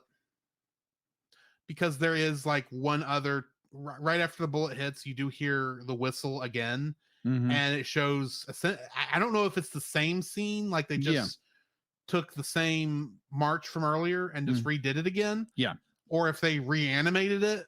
But it's virtually the same thing. It's like, that's not really necessary because we kind of get the idea that the war continues after that. Yeah. I don't know if we necessarily need to see, the other rabbits going out towards going back out into no man's land again. Yeah. I really think it would have been just a little more powerful if that shot where you hear the gun go off, and obviously the screen goes to black when the bullet hits. That's what it's the idea you're supposed to get, and then go straight into the credits. I think that would have been just a little more powerful. Bringing in that other scene with the rabbits coming back up out of the trenches really just feels like, okay, we get it. You hate war. you kind of pushing the war the war is evil angle a little too hard. Granted, war is evil. Yeah. The fact that we have to fight other people is an evil because this is a fallen world. Yes. And there are times when we are called to have to fight like that. But I think it would have just been a little more powerful if you got that one. It just ended at the bullet and didn't have those two extra seconds of footage that they put in there. I just think that was just a little too much. Okay. I would disagree. Also a nitpick. Yeah. Agreed. Yeah. I mean, like, I disagree with your nitpick because I think it shows more of the it continues. It continues. Be like it's a continuous cycle. And I love it for that. I love that. I love that idea that it doesn't force the cycle. No, it's part of it. It's just in my mind, it's like I think to some degree it would have affected me just a little bit more if you had the bullet and then you had credits and you go, wow. And instead you get bullet, black, fade to cut to black. You hear the whistle go off and you see the rabbits coming out of the trenches charging again. It's like, I don't know. That's just not as powerful for me. I agree with that. For me personally, I think it shows that war is never ending. It never ends, even with what just happened. It has to continue. Are you saying that war never changes? Exactly. To quote from the Fallout series of video games. Okay. I'm sorry. You said that. I go, oh, war never changes. straight to that stupid video game. Yeah, war doesn't stop for the dead. Stupid video game where I had fun shooting forks at mutants. Plastic forks at mutants. Plastic forks at mutants. Somehow it take them out because of how accelerated the trash gun was. Interesting.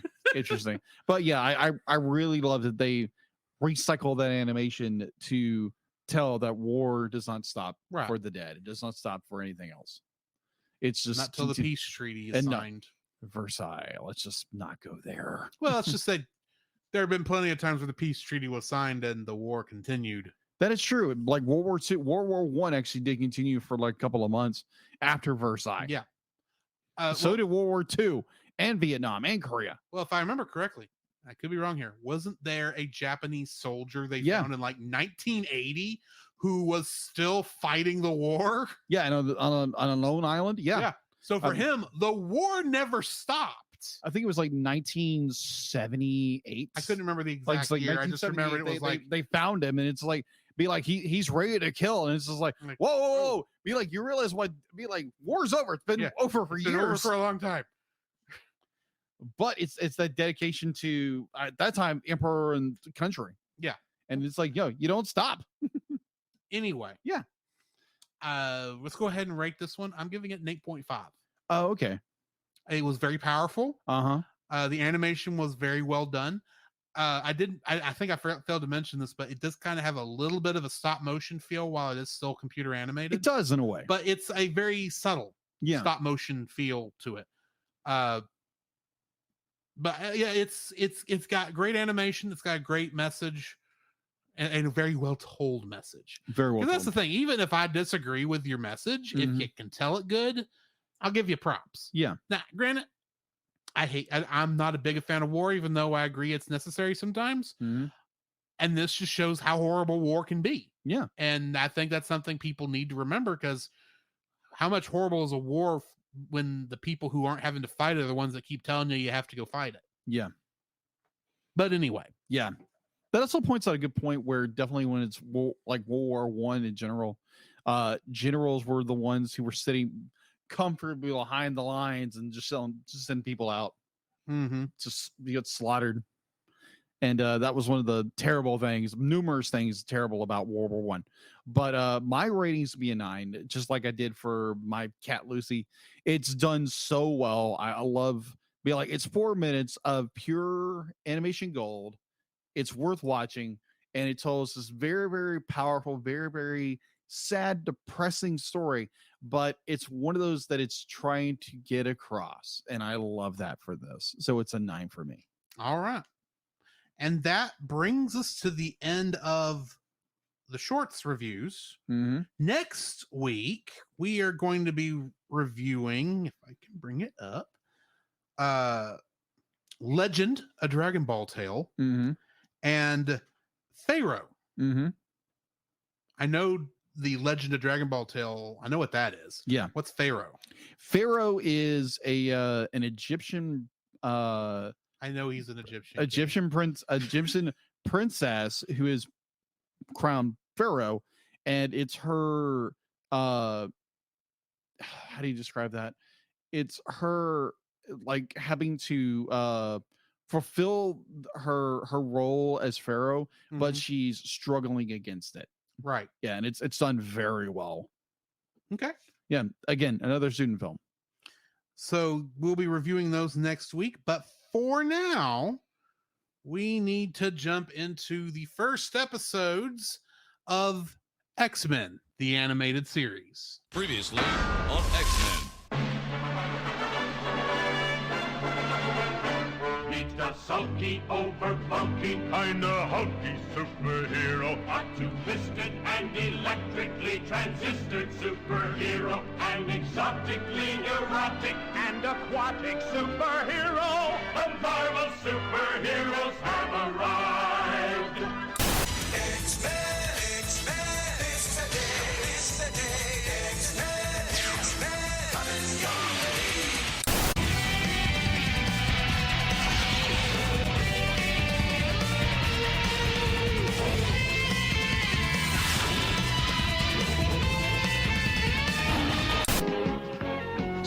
Spider-Man and his amazing friends, Iceman and Firestar.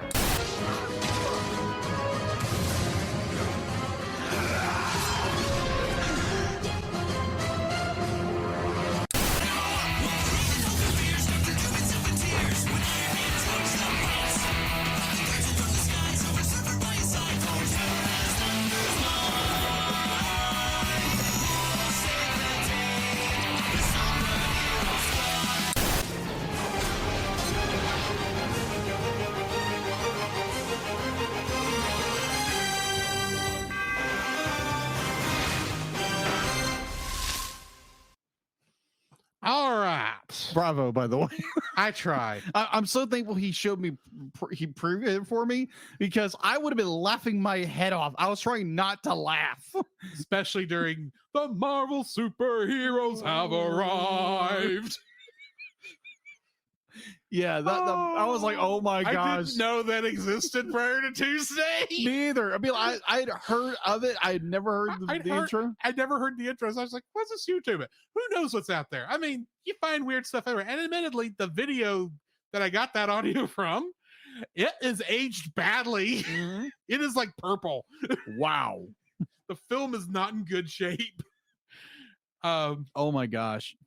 And then you brought up Pride of the X-Men. It was like, oh my, yeah, you have to bring up Pride of the X-Men. We're gonna have to review that probably near the end of the series too. Yes. But yeah, and of course X-Men Evolution and Wolverine and the X-Men. Yes. I did those. And then just randomly, I was trying to do mostly things that X-Men appeared in. Yeah. So of course I had to do Spider-Man and his amazing friends. Yeah. Iceman and Firestar. Yeah, because technically Firestar was an original character for that show. Yes, but she was considered an X-Man. True. In that she was a mutant. Yeah. So that counts. And then what are the other ones in there? X-Men Evolution. Mm-hmm. And then you can just barely make out Wolverine during the Wolverine and the X-Men segment because it's like I couldn't. It's the music, Steve Bloom. You can hear him. It's Steve Bloom, and unfortunately, there's the music to that theme song is not that memorable. Yeah, but I got just some Wolverine in there. So, and then what else was in there? Of course, this Marvel superhero squad. That's only added because I listened to that ending 3 times without that. It's like I need something. I need something with lyrics because it really just feels weird going from Wolverine grunting to the X-Men theme song. I need something. And I just looked through the list of cartoons the X-Men had been in. Mm-hmm. My choices were the X-Men anime, which I didn't look that one up because I figured that was probably going to be more, if it had intros, it was all going to be instrumental probably. Yeah. And I thought, well, let's just hear what this Marvel superhero squad thinks. I never watched this show. Mm-hmm. It looked like it was, Adventure Time. Not Adventure Time specifically. It's a little kid show. It's a little kid show. It's based on toys. Yes. Well, not toy. Yeah, it's based on a toy line. Yeah. That's just the only reason they were able to use all the characters they could, because technically it was the toy line that was licensed, not the characters. Yeah. But because the characters were in the toy line, it counted. That's why you got to have so many characters in there. Yes. And supposedly it's a very well-written show. I wouldn't know. I still haven't watched it. Yeah. But I watched that opening. It's like, this is kind of a fun song. I waited till we got to the part where it did mention Wolverine. I know it was fast and you probably didn't hear him say Wolverine, but he's in there. Anyway. Yeah. And of course, Ron Wasserman's X-Men theme. Yes. At the end. Which is all done on a keyboard. Yes, because he couldn't play guitar. He still can't play guitar.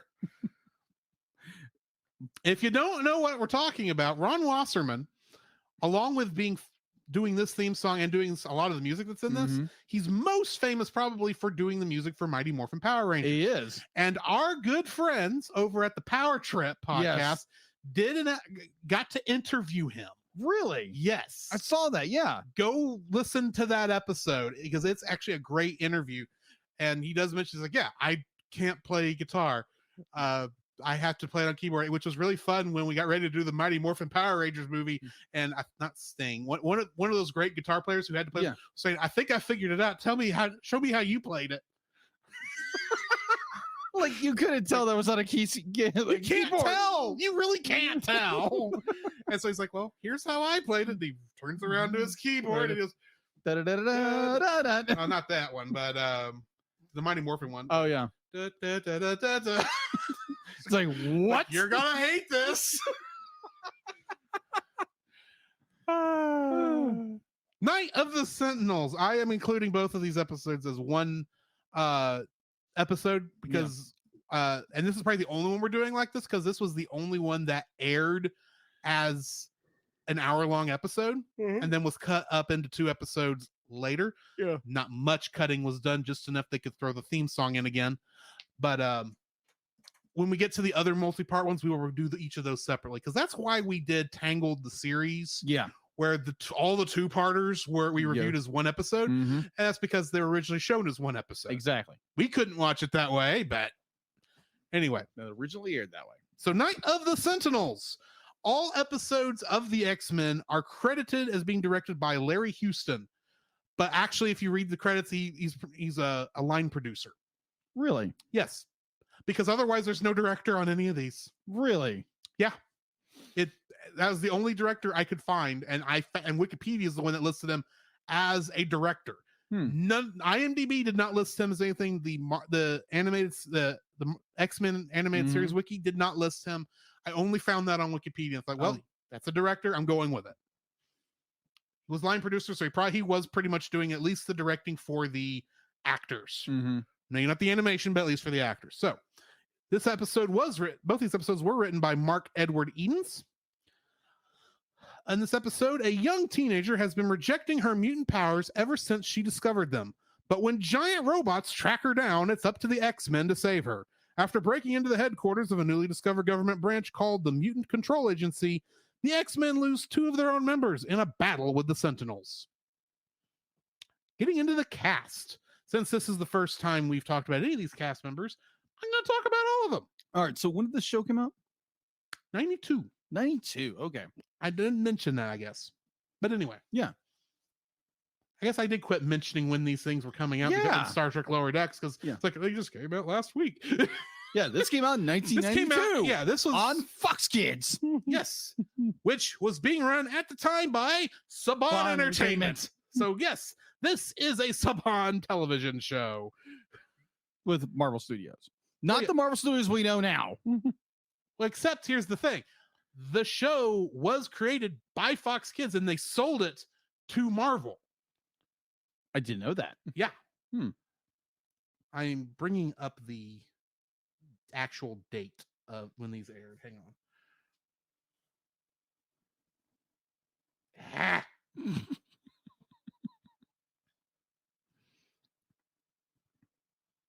Da-dum-dum. Why did it bring me to the League of Legends wiki? Something is wrong with your iPad. I think Rise of the Sentinels was actually something there because I didn't put the word X-Men in front of it. Oh, okay. Yeah, that'll make sense. Yeah, because I remember watching this show as a kid. Like if you're a kid from the 90s, I'm like, boy, girl, whatever. This was one of the shows you watched. And you actually hear Wolverine as Canadian instead of Australian. And then that's ironic because you jacked me because it's Wolverine in the movies. Right. Which again, we're gonna have to do the failed pilot for at some point. Rise of our Pride of the X-Men, which is actually funny. It's good, but it's funny.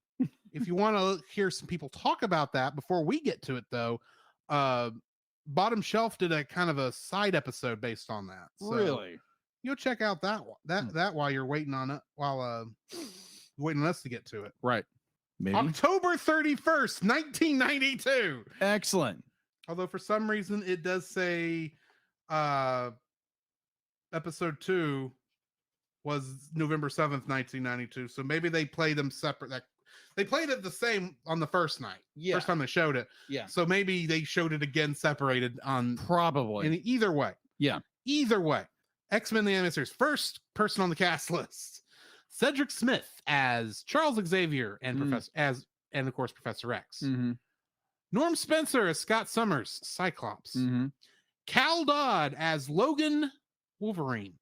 bub. And also in the second episode, he played the pool thug. That makes sense. I heard him. Yeah. Iona Morris as Aurora Monroe, aka Storm. Catherine Disher as Jean Grey. George Buza as Hank McCoy, Beast. Lenore Zahn as Rogue. Chris Potter as Remy LeBeau, aka Gambit.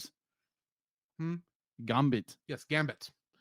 Allison Court as Jubilation Lee, aka Jubilee. Ron Rubin as Morph. Oh gosh, Morph. Len Carlson as Robert Kelly and Jubilee's foster father. Don Franks as Graydon Creed Sr., aka Sabretooth. Barry Flatman as Henry Peter Garrick. Garrick.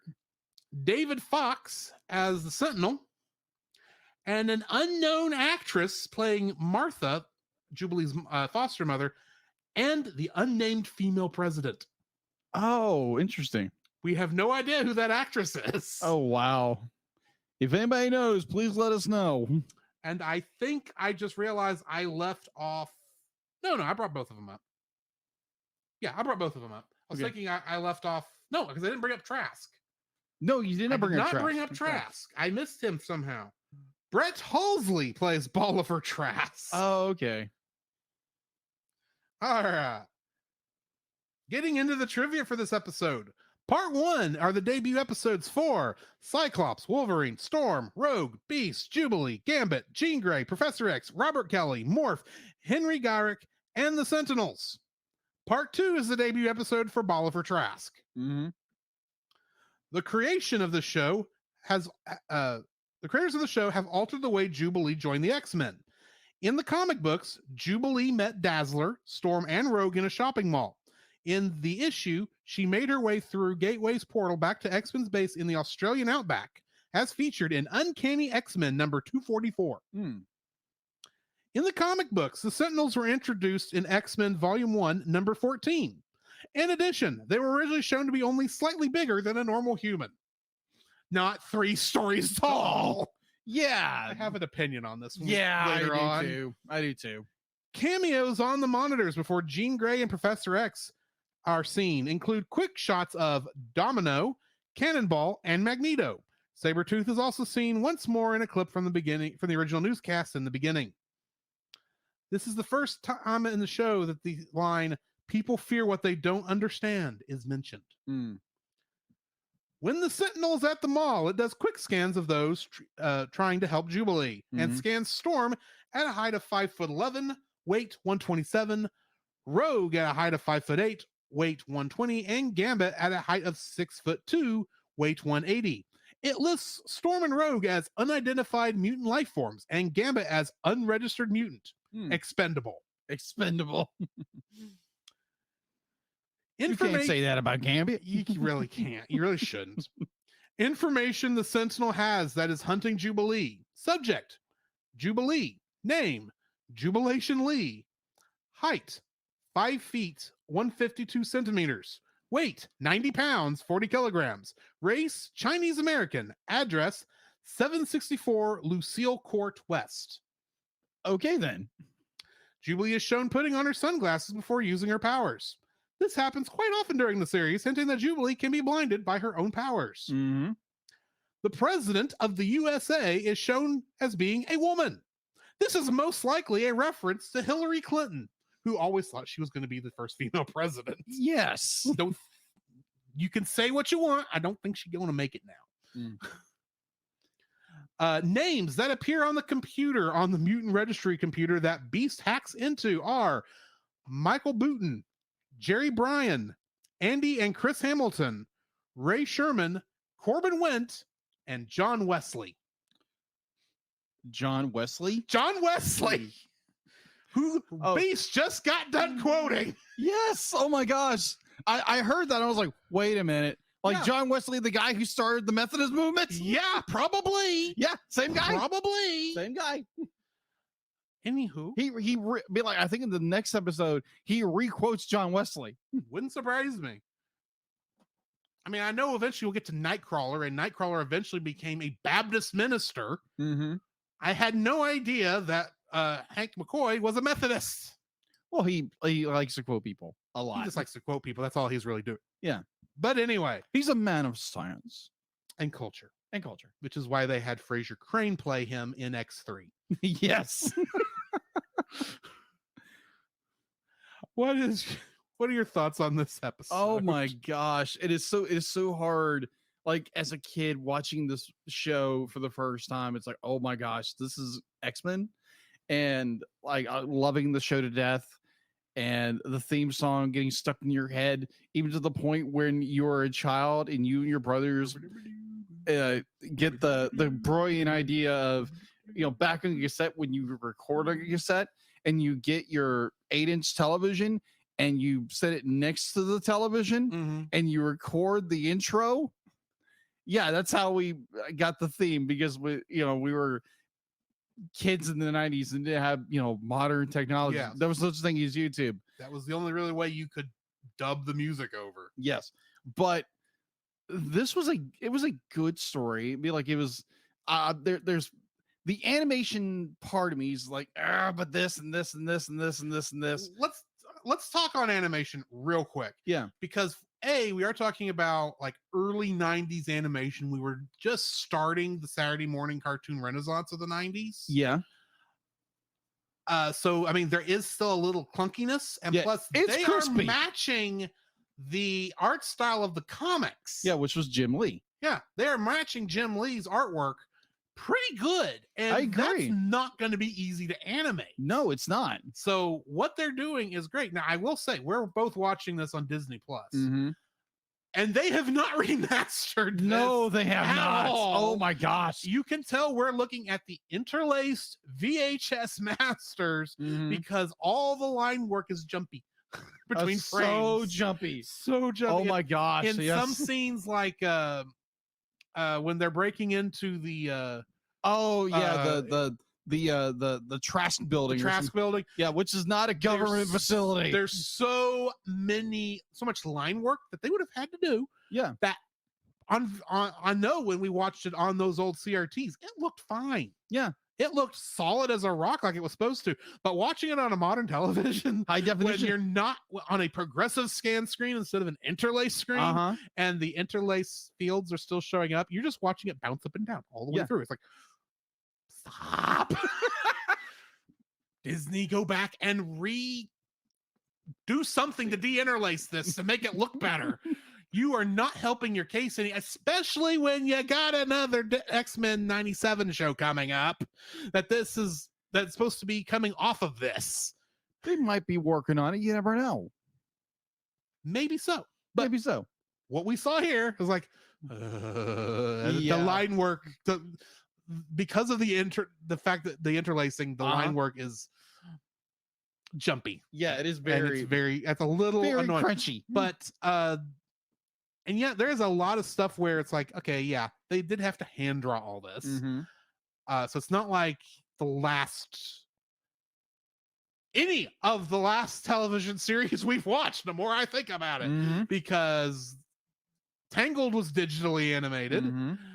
Star Trek Lower Decks was digitally animated. Thundercats was digitally animated, but in an anime art style, so it's a little bit different. But all of those were solid as rocks. This is not. In this one, you can only draw so small. Very true. And there's a lot of spots where you can tell that's as small as they could draw it. Yeah. They'll draw those lines. That line weight is just going to be right where it is, because that's as small as you can get that line. And those details in the background, well, they kind of blur. And they kind of blend in together. Yes. Like, doesn't matter how good your character model is. Way back in the background, Rogue's just going to look like a little stick figure. Yeah. Or the scene that stuck out to me was where not Rogue, but Storm and Jubilee are on the roof and describing what a mutant is. Like you watch like Storm's face and it just does this the entire time. It just moves. I'm like, stop, please. Interlacing, you're screwing up the character's face. Interlacing is going to be our true enemy throughout the entire run of this. Apparently. Oh my. Because I doubt they have gone through and cleaned any of it up. No. Like, even though they've gone back and remastered a few things, like, stuff.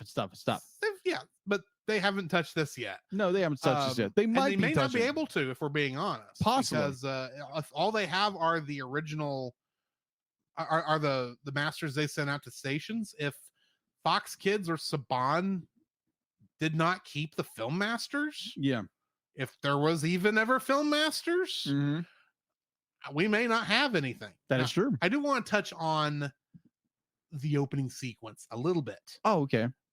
Because let's face it, it's a great opening sequence. Theme song is great. And I do love how every character kind of has their own comic book title. Oh, yeah, of course. Comic book logo, which is cool. Here's the thing. I could have sworn when I was younger, it was the switching was snappier. Oh, yeah, it's not snappy. It's not snappy. It's like, wait a minute, you should have scun to the you're holding on Storm a little long. Shouldn't we be in the jungle following Wolverine by now? You're not in time with the music. You were in time with the music, I swear, before. Why are you not now? It's just because time has changed things. Like I said, I still swear it probably looked like it was more in time because of the difference in broadcast technologies between now and then. I mean, let's face it, this thing starts with a logo in the bottom as the X-Men theme is starting up saying in stereo. You don't see that in the streaming things anymore. No one would. That would show up really quick at the top and then go away if it showed that at all, because it's stereo. But this just the same thing they showed on TV back in the day. I bet you if the streaming information could actually decrypt closed captioning, I bet you that those signals are there too on that master. Oh yeah, I bet you they're there because they literally just have the master. The broadcast masters is literally what we're watching, which is great. Don't get me wrong. Yeah, but yeah. I just wanted to touch on that real quick. Right. Now, fun fact: the first time I actually saw these two episodes was when Disney Plus came out. Oh, okay. I never saw the original start of the show. I came in at season 2. Really? Yeah.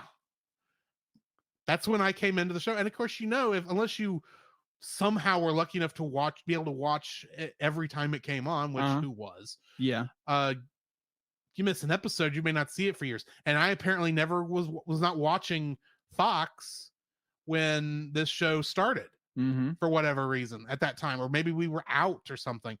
So, and I'm sure some of these I must have caught in reruns at some time, but I don't remember the story at all. I remember some of the later ones that I know are coming because they're big storylines too, for crying out loud. Even in the comics, they're big storylines. Yeah, agreed.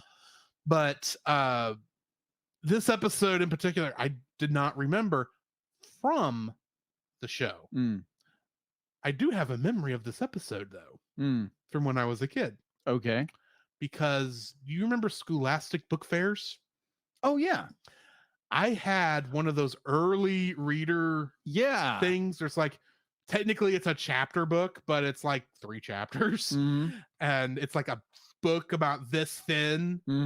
And that was an X-Men book that I bought because it was an X-Men book and it was about Jubilee. I didn't know who Jubilee I knew who Jubilee was, of course, but she's not Wolverine. And I read that book actually it was a comic book. That's what it was. It was a comic book adaptation of this.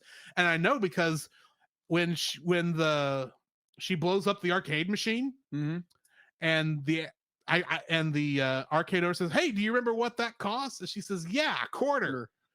That's not how I remember the line. Really? The line in the comic book says, "Yeah, 25 cents."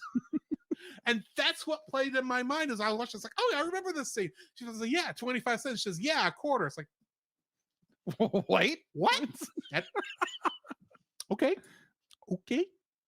But that's more of what I remember this from. And I remember when I say it was a comic book, they didn't redraw it. It was clips from it was still shots from the episode that they then drew text balloons over to write the dialogue. I'm not surprised. I am not surprised at all. Of course it was. But that's how I remember. That's my memory of Night of the Sentinels from when I was a kid, was this comic book I had. Yeah, because I remember that as well. I remember that as well. It's like, oh my gosh, this is like clips from the show, and it's like, this is awesome. And I didn't care at the time. I was like, this is cool. I got an X-Men comic book. I didn't know they made X-Men comic books. Because the local grocery store, which was the only place you could get comic books at the time, didn't carry X-Men because it was the 90s. We all know what was going on in the X-Men comic books in the 90s. Yeah. It was dark. Yeah. It was not for kids. Oh, yeah. A But comic book should be for kids. Yeah. But I love, because there again, the artist in me, it's like, oh, yeah. That's great. Jim Lee, Adam Kirby, oh my gosh. Oh, you got the writing of Chris Claremont is Yeah. all throughout this. Oh, yeah. All because nearly everything they adapt is from the Chris Claremont run. Oh, yeah. Very the much. X-Men universe. Joe Madureira. Oh, yeah. Anyway, Yeah. this is actually a very great episode.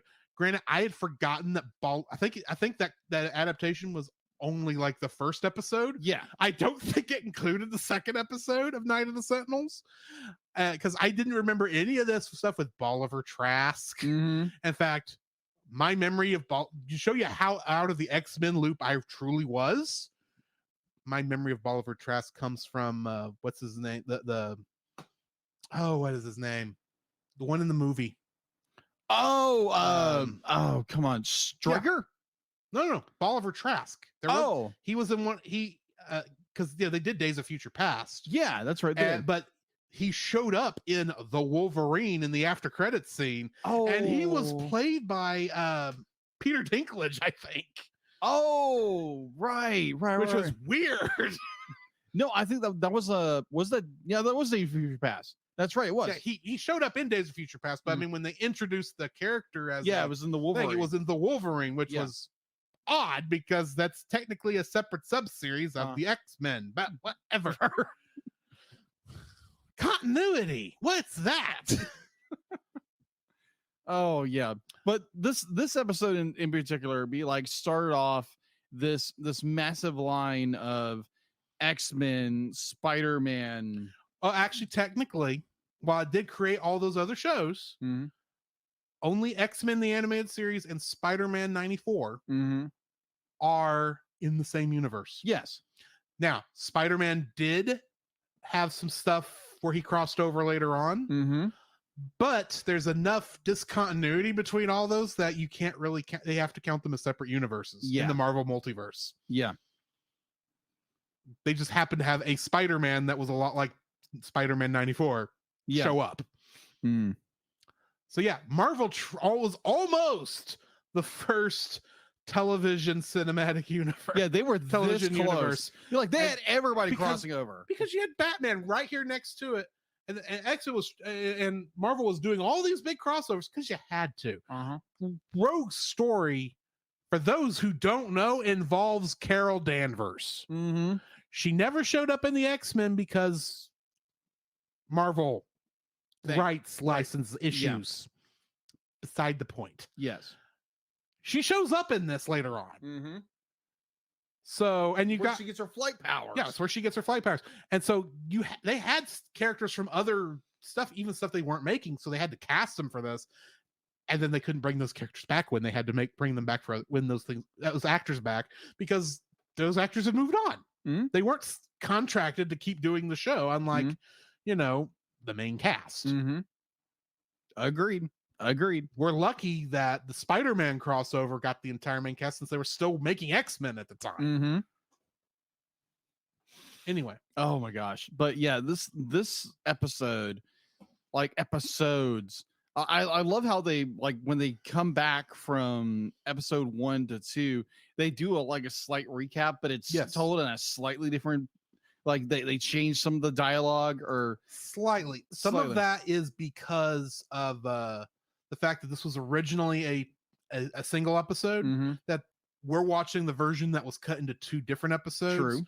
So when they re-edited it for 2 episodes, they may have chose different dialogue choices. Probably. But for some reason, the previously on segment use the version from the one-parter version. Which is weird. When you're in a hurry to get an episode out. That is true. Because there again, there are certain episodes that were shot Be like they were aired before. Wait till we get to season 3. When I start listing dates, it says, yes, this episode came out in 94 and this next one came out in 93. Out of order. Yes, very out of order. Oh, heck, be like, because we are doing it in as close to chronological order as we can get it. Yeah. Oh, be like, by the way, like that first shot of Sabretooth, they reused it in season 5. They reuse a lot of shots in this show because that's what you did. Exactly.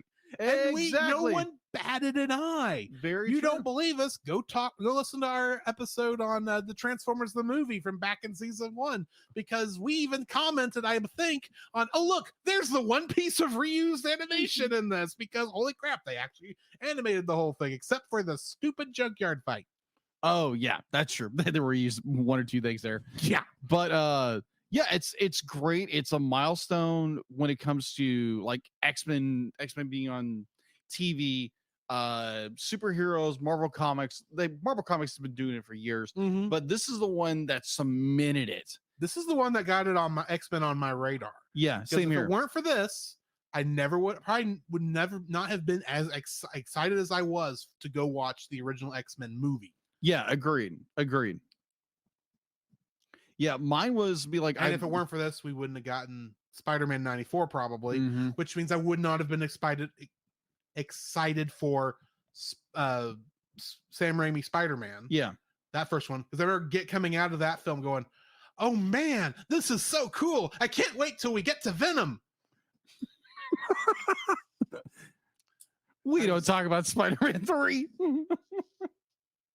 But we will if you vote for Spider-Man Into the Spider-Verse, because we do talk about emo Spider-Man. We'll have to talk about emo Spider-Man. Yes. And actually, oh my gosh, you know as well as I talked about this when we we're getting ready for No Way Home, or I talked to you about it. I don't know if we ever said it on the show, but my opinion may have changed on Spider-Man 3 since I first saw it. Oh gosh. It's not the best movie in the world. Right. But I saw what they were doing. It's like, okay, this is not as bad as I said it was.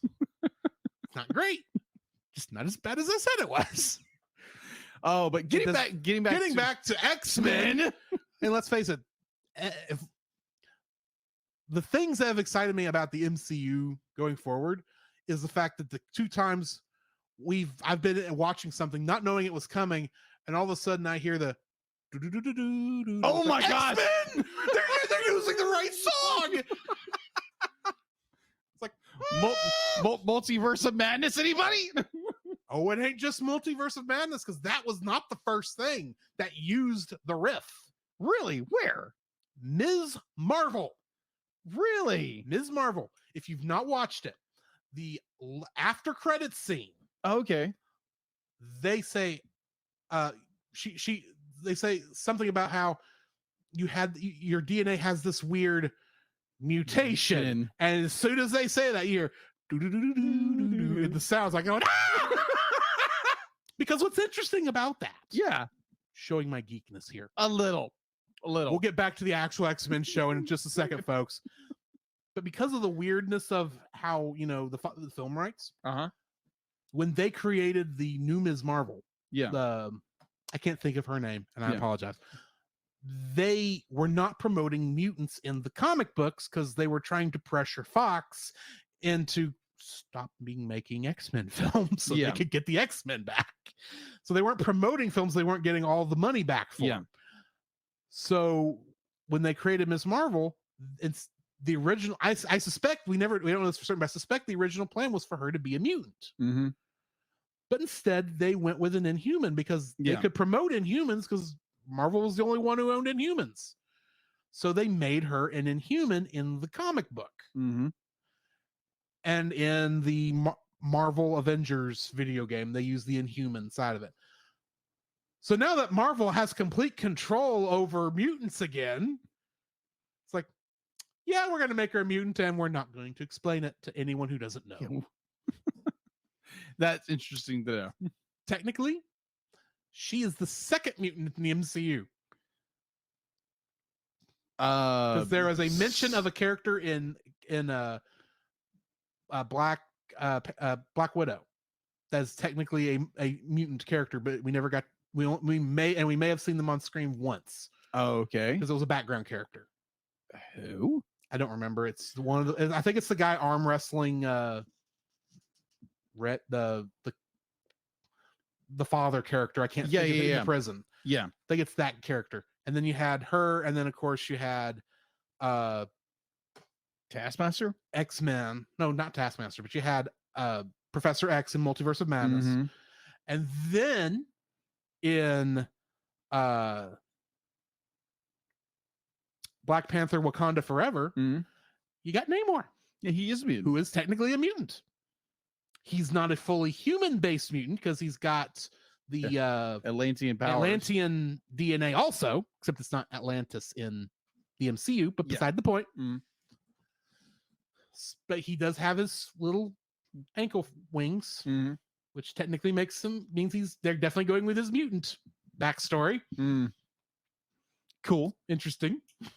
Right. But back to X-Men. Yeah, oh my gosh, X-Men. This is a great show. This was a great show. Kind of like how Drew said, it'd be like, if this show had not been a success, be like, I would have not been introduced to X-Men.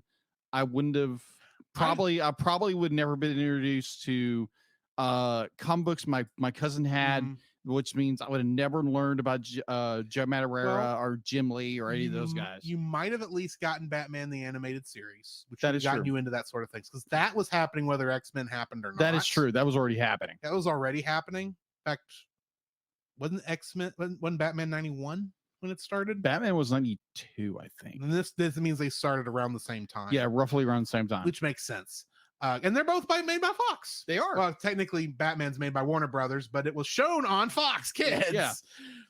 Which is one of my favorite jokes in Freakazoid. Because Freakazoid was originally broadcast on Kids WB, and he starts telling the story of there's only one hero who can save us. Only one hero who can help us.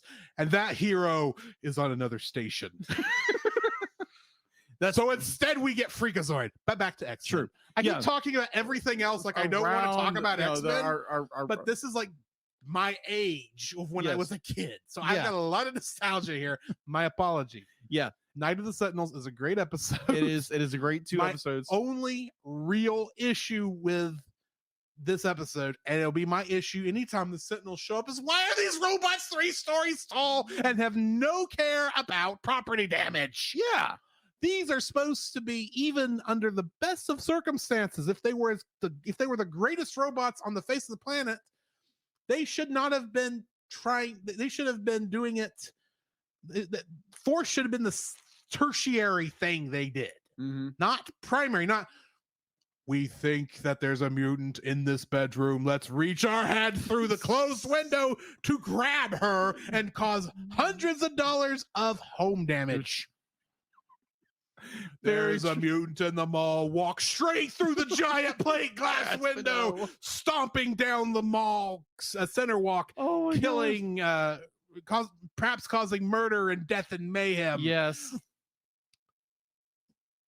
This was not well thought out by either Trask or Kelly. No, they weren't. It wasn't. Or not Kelly, because Kelly was in this, but it wasn't. Kelly was not the guy helping Trask. It was the other guy.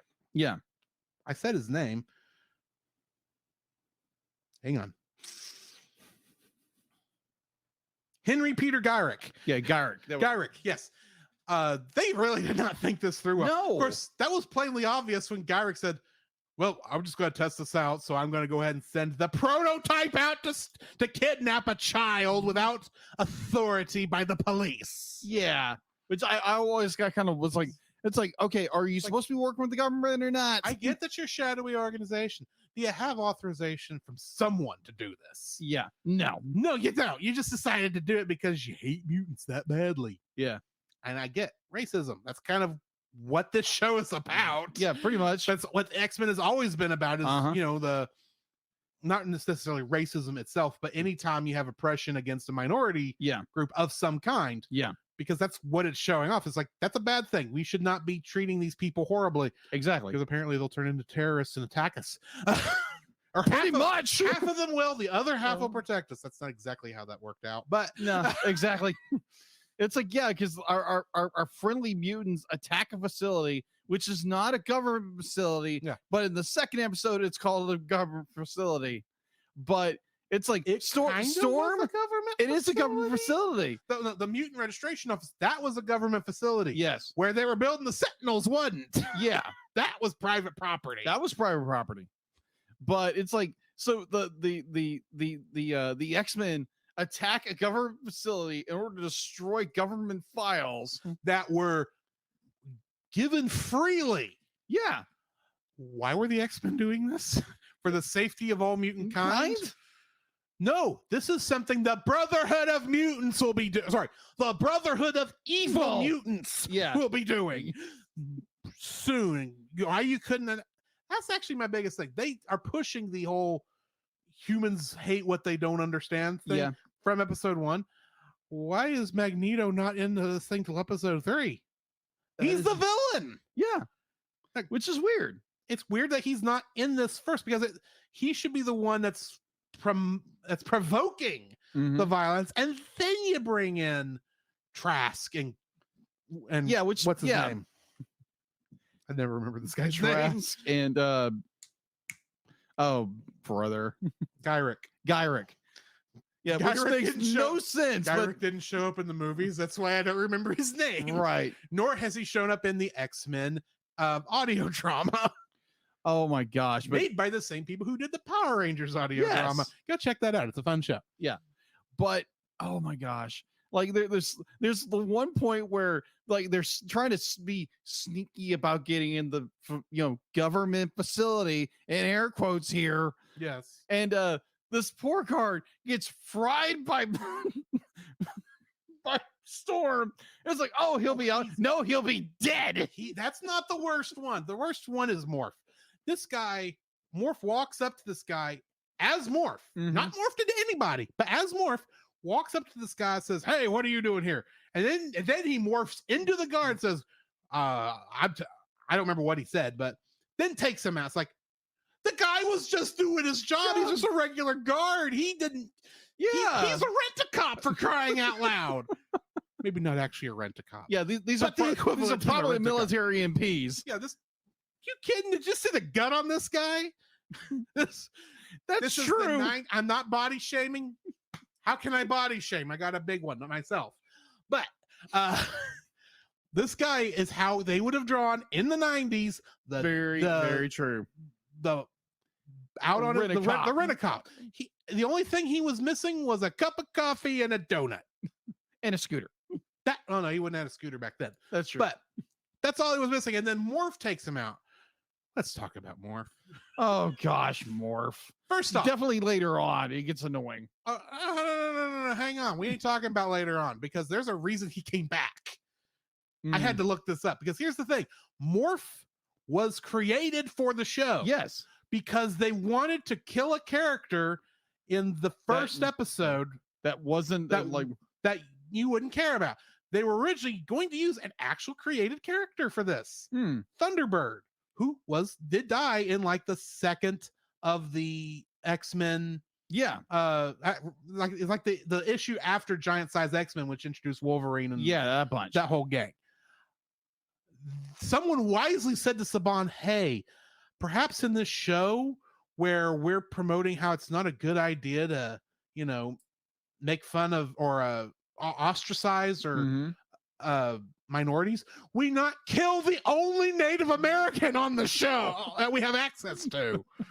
Maybe that's not a good idea." Yeah. So then they created a character, Morph, and they decided, let's give him the most evil voice you can give a character. Our most annoying voice. I don't know. This is kind of like this voice I call the Ratman voice, because I swear it was used by a character named Ratman somewhere. I don't remember where this was, but it's that kind of ratty snot. Like you hate the guy's voice as soon as you hear it.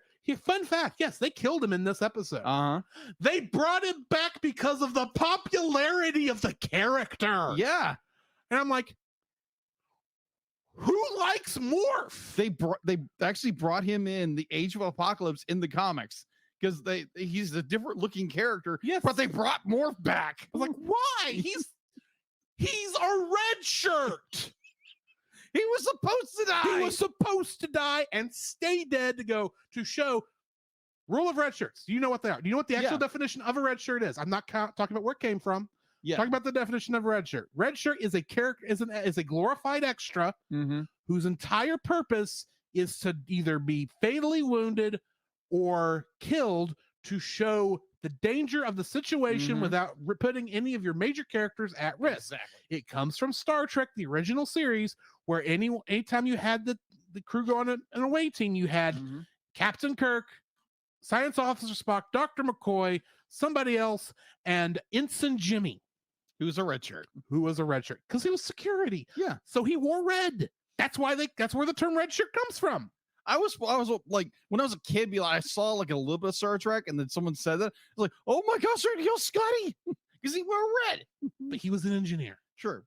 So red shirt did not refer to the fact that almost all of these characters wore red, not that every character who wore red would be. Right.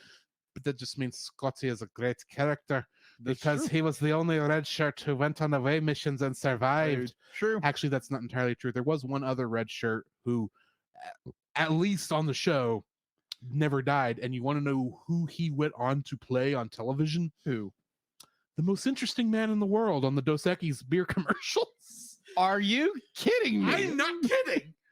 But enough Star Trek. We're talking about X-Men. About Morph. Most annoying character ever. Dumbest character ever. Now, granted, I only know him from these 2 episodes. So I have no idea how good a character Morph will later be. Well, you're telling me he ain't gonna be, and I trust your judgment. Not. There's but I still will form my own opinion when the time comes. But in these 2 episodes, I hate this guy. As the story continues, as probably most of you people know, he does come back, and he's referenced over and over and over and over again because he sells the stupidest jokes, and apparently Wolverine just loves the guy to death as a friend. It's like, oh, Morph, you're so funny, ha ha ha. To kind of quote Retro Blasting, the YouTube channel. Oh my gosh, I can hear it now. It's like, oh my gosh, why are we talking about this stupid character the entire season? Because we got to feel bad about Morph. Well, Morph was annoying. It's your only story hook from the beginning of this. That's true. Because you've got other things, like you got Jubilee going, but Wolverine has nothing yet. That's the thing. Wolverine is just a guy here. We have no idea how he feels about Jean Grey yet. Yeah. We have no idea how he feels about anything other than, I just gave Scott tell Scott I made him a convertible. Which is a great line. Agreed. Or the line he says over and over again, be like, I go where I want to go. I'm like, you said this 4 times already. And I don't care because it's so fun. It is fun. Because that's the thing. Everyone likes Wolverine. Yeah. We shouldn't, probably. But we all love him.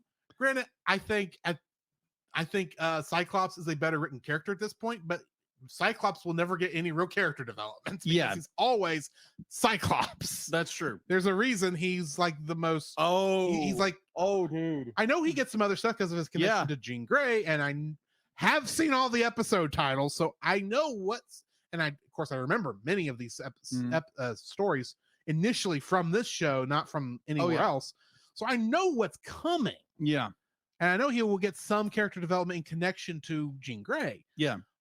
Jean Grey in his past. Yes. I know that's coming, but for the most part, it's like, yep, you're James Marsden. And you were James Marsden long before James Marsden was playing this role. Oh my gosh. Oh, all I have to say is when they introduce Sinister in his ideas of mutant genetics, and then it gets funky and all out. And I know he'll get some more when Kyle Summers shows up. Yeah, his brother. And when Cable, probably I'm from the future. Cable, yeah, Cable. Geek Devotion's his favorite character. Really? Yes. Cool. Didn't know that. Awesome. You learn things.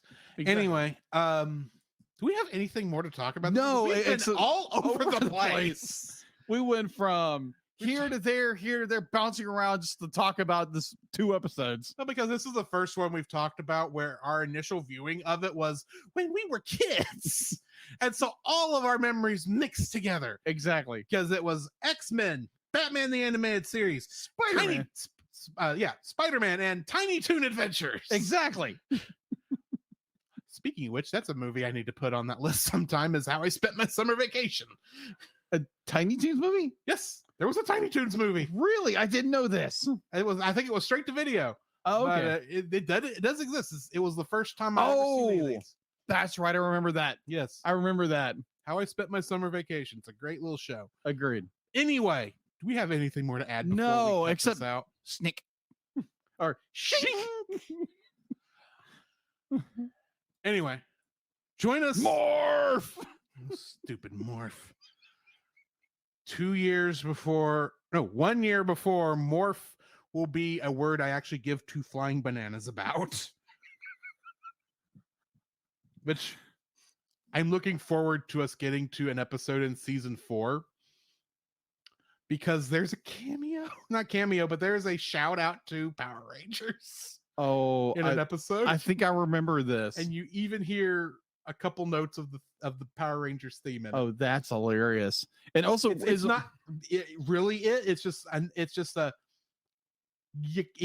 It's like it's more of a taste of it. Kind of. Okay. It's not it, but it's like, oh, they actually did that. And also, aren't they doing X-Men 97 this year? I don't remember when it's coming out. Oh, okay. I don't know when. I don't think we need to talk about this because as of right this minute, we're ending our coverage of X-Men at the end of season 5. We do need to talk about if we will do the first season of 97 immediately after. Okay. But we're not making that decision tonight. Got it. So, but next episodes we're going to be reviewing next week are Enter Magneto and Dangerous Reunions. Oh, okay. So I just looked it up. X-Men 97 will premiere on Disney Plus in the fall of 2023. Which means about the time we are finishing this up. Exactly. Either way. Yes. So, the year 2023 is going to be the year of X-Men because it literally goes up to Miyazaki month. Wow. You're not kidding. This is the longest show we've done. It may kill us. But we're doing it. We're doing it for you people. Forget that. I'm doing this as a good excuse to catch up before X-Men 97. That too. Either way. Because just like this show was a good reason to watch Tangled the series. That is so true. And for you was a good reason to watch Star Trek Lower Decks. That is true. And then be a good excuse to watch Thundercats anime. Yeah. But besides I guess it really is what this podcast really is for us. It's an excuse to watch stuff we normally wouldn't. That is true. That is so true. Because we're both accurate on what can I make you watch that you've not seen? I know this random thing I remember from when I was a kid that you don't know at all about a rooster who sings like Elvis. Oh, yeah. What is Jacob going to make me watch that I never would have watched before? A story about a dying dinosaur. Land Before Time. And before I hadn't watched it before we did this. Anastasia. Summer Wars. Some of the Your Name. Weathering with You after you saw Your Name would have been one you to watch. Yeah. Some of the Miyazakis I never heard of. I never seen them. That's because some of them aren't Miyazaki. That is true. Or we're doing all Ghibli. of Ghibli, which means we're doing some of the interesting titles too. That is true. I don't know. I still like My Neighbors the Yamadas, even though it's interesting. It's interesting. Let's say that it's a different type of show, and the less said about some other stuff in there, the better. Either way, right. Join us next time for Legend of Dragon Ball Tale, Pharaoh, Enter Magneto, and what was the last one? I remember all Deadly Reunions. Join us for those, and we will do that next week. In the meantime, this has been Drew. This is Jiggin. And we'll catch you in the next frame. You can follow Jacob on his Facebook at Jacob B. Heron. His Facebook page, Jacob's Daily Art Corner, where he tries to draw each and every day. His Instagram at Jacob B. Heron. His Twitter at Jacob Heron. And his Letterboxd at Jacob Heron. You can find Drew on Facebook at Drew Dodgen. His Facebook page, Drew's Photo Bin, to see his photography. His Letterboxd page at GGeorge759. His Twitter at GGeorge759. And Instagram at Drew Dodgen. You can like us on Facebook at the Cellcast Podcast. On Twitch at the Cellcast Gaming. On YouTube at Cellcast. On Twitter at cast_cell.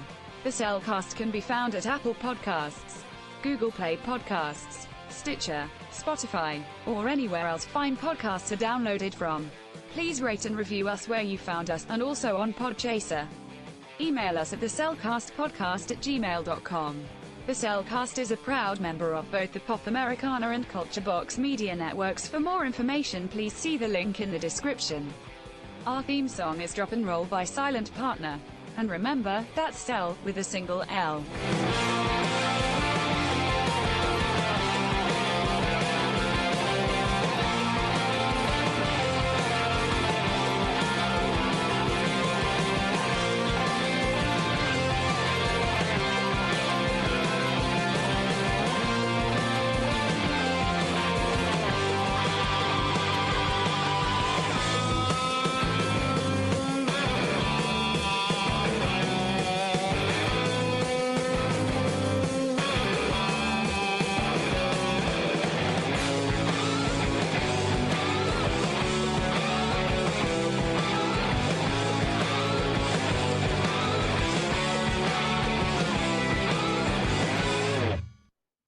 Does a mall baby eat chili fries? Oh my gosh, at least the ears are gone. Yeah, I don't know about that, Doc. Oh, brother. Deal it.